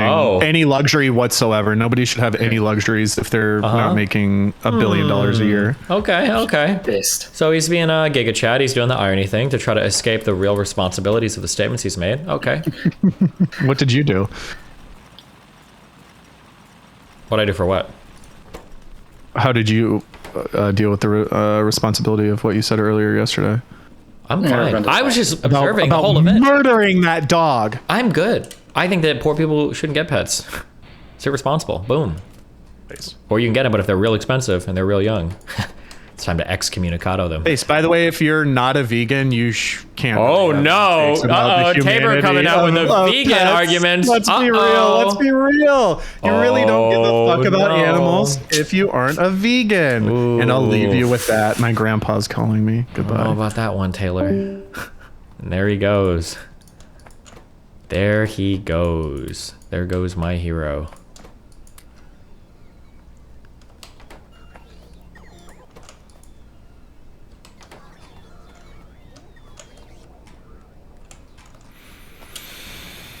Well,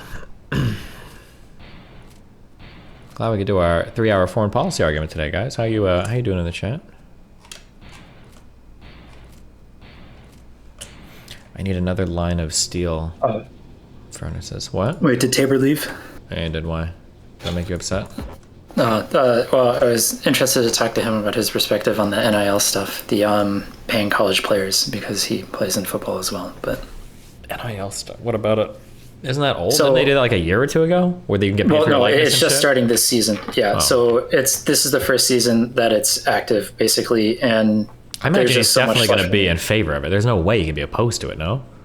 I think in chat he said he was against it because of just like the massive inequality that it's creating between schools and the perverse incentives. It's the same reason why that we have salary caps and everything in football and everything else. I think it's just way too extreme. Okay, true. I think all the perverse incentives are bad. We also shouldn't pay any of the coaching staff either. I don't think that having I don't think the point of being a student athlete is to get paid millions of dollars. I think if you want to do that, you should be going to a pro or semi-pro league. And I think for some of these leagues, I'm pretty sure for the NFL, you have to be an NCAA athlete to even get drafted. So if you're going to make that a requirement for your fucking career. For the NFL, yes, but for the NBA, there's not. Sure, for the NBA, we're talking about NBA. We're talking mainly this a lot of this NCAA football is really what we're talking about, right? It's but basketball is part of it. Sure. But like if people are making, my understanding, and I could be wrong because I don't know fuck all about anything for sports, but my understanding is that college football is a huge thing. I don't know if college basketball is that big. College, right? Yeah, college basketball is very big, but not to the same extent that football is. Okay, sure. Yes, there are schools that are making tens or hundreds of millions of dollars, but then there's a lot of schools that aren't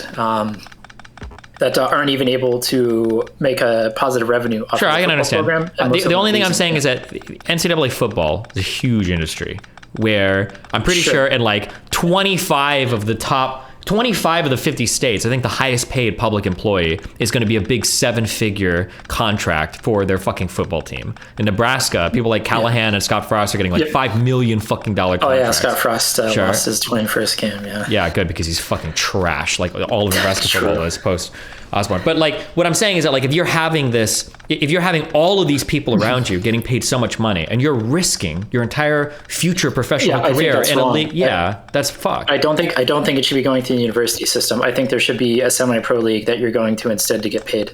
If that alternative existed, I'd probably be more in favor of it. But otherwise college football just feels so predatory towards the athletes. Yeah, it does. It's the whole point is like it's student athletes, but right now it's basically the gateway to the pros. And I think that by saying, okay, we can pay all of you and we're going to cap it on this amount and we're going to cap revenue and we're going to tax it out to all the other schools that are running athletic programs, I think that would be a much better system and would develop that parallel semi-pro. Isn't there already aren't people already kind of ass mad about like Title IX stuff? Isn't that like Title IX shit on steroids? Yeah. So what's really funny is, Title IX is like so bad. So how is that not like Title IX on steroids though? No, like we're gonna take the less successful teams, we're gonna make them pay money to colleges. Well, it is. Well, I think Title IX is worse because it forces you to close out sports within your own school. So like my friend went to Rensselaer Polytechnic. They had to like shut down, I want to say it was like the wrestling team and like 2 or 3 other teams because they're running like 80% guys there under Title IX. Whereas that one is just saying, okay, well, you're just not going to have revenue producing sports at like certain schools, which I think is like a little bit different. But yeah, the impact is going to be big, and you're just going to see the biggest schools just continue to stay big, and everyone else is going to adapt and become irrelevant. Yeah. All right. Very well. All right. Well, if David's not coming back, do you have anything else on the student loan stuff? Or no, that's it. I love you, buddy. Be careful, okay? I'd appreciate it. Take care. Have fun. Bye.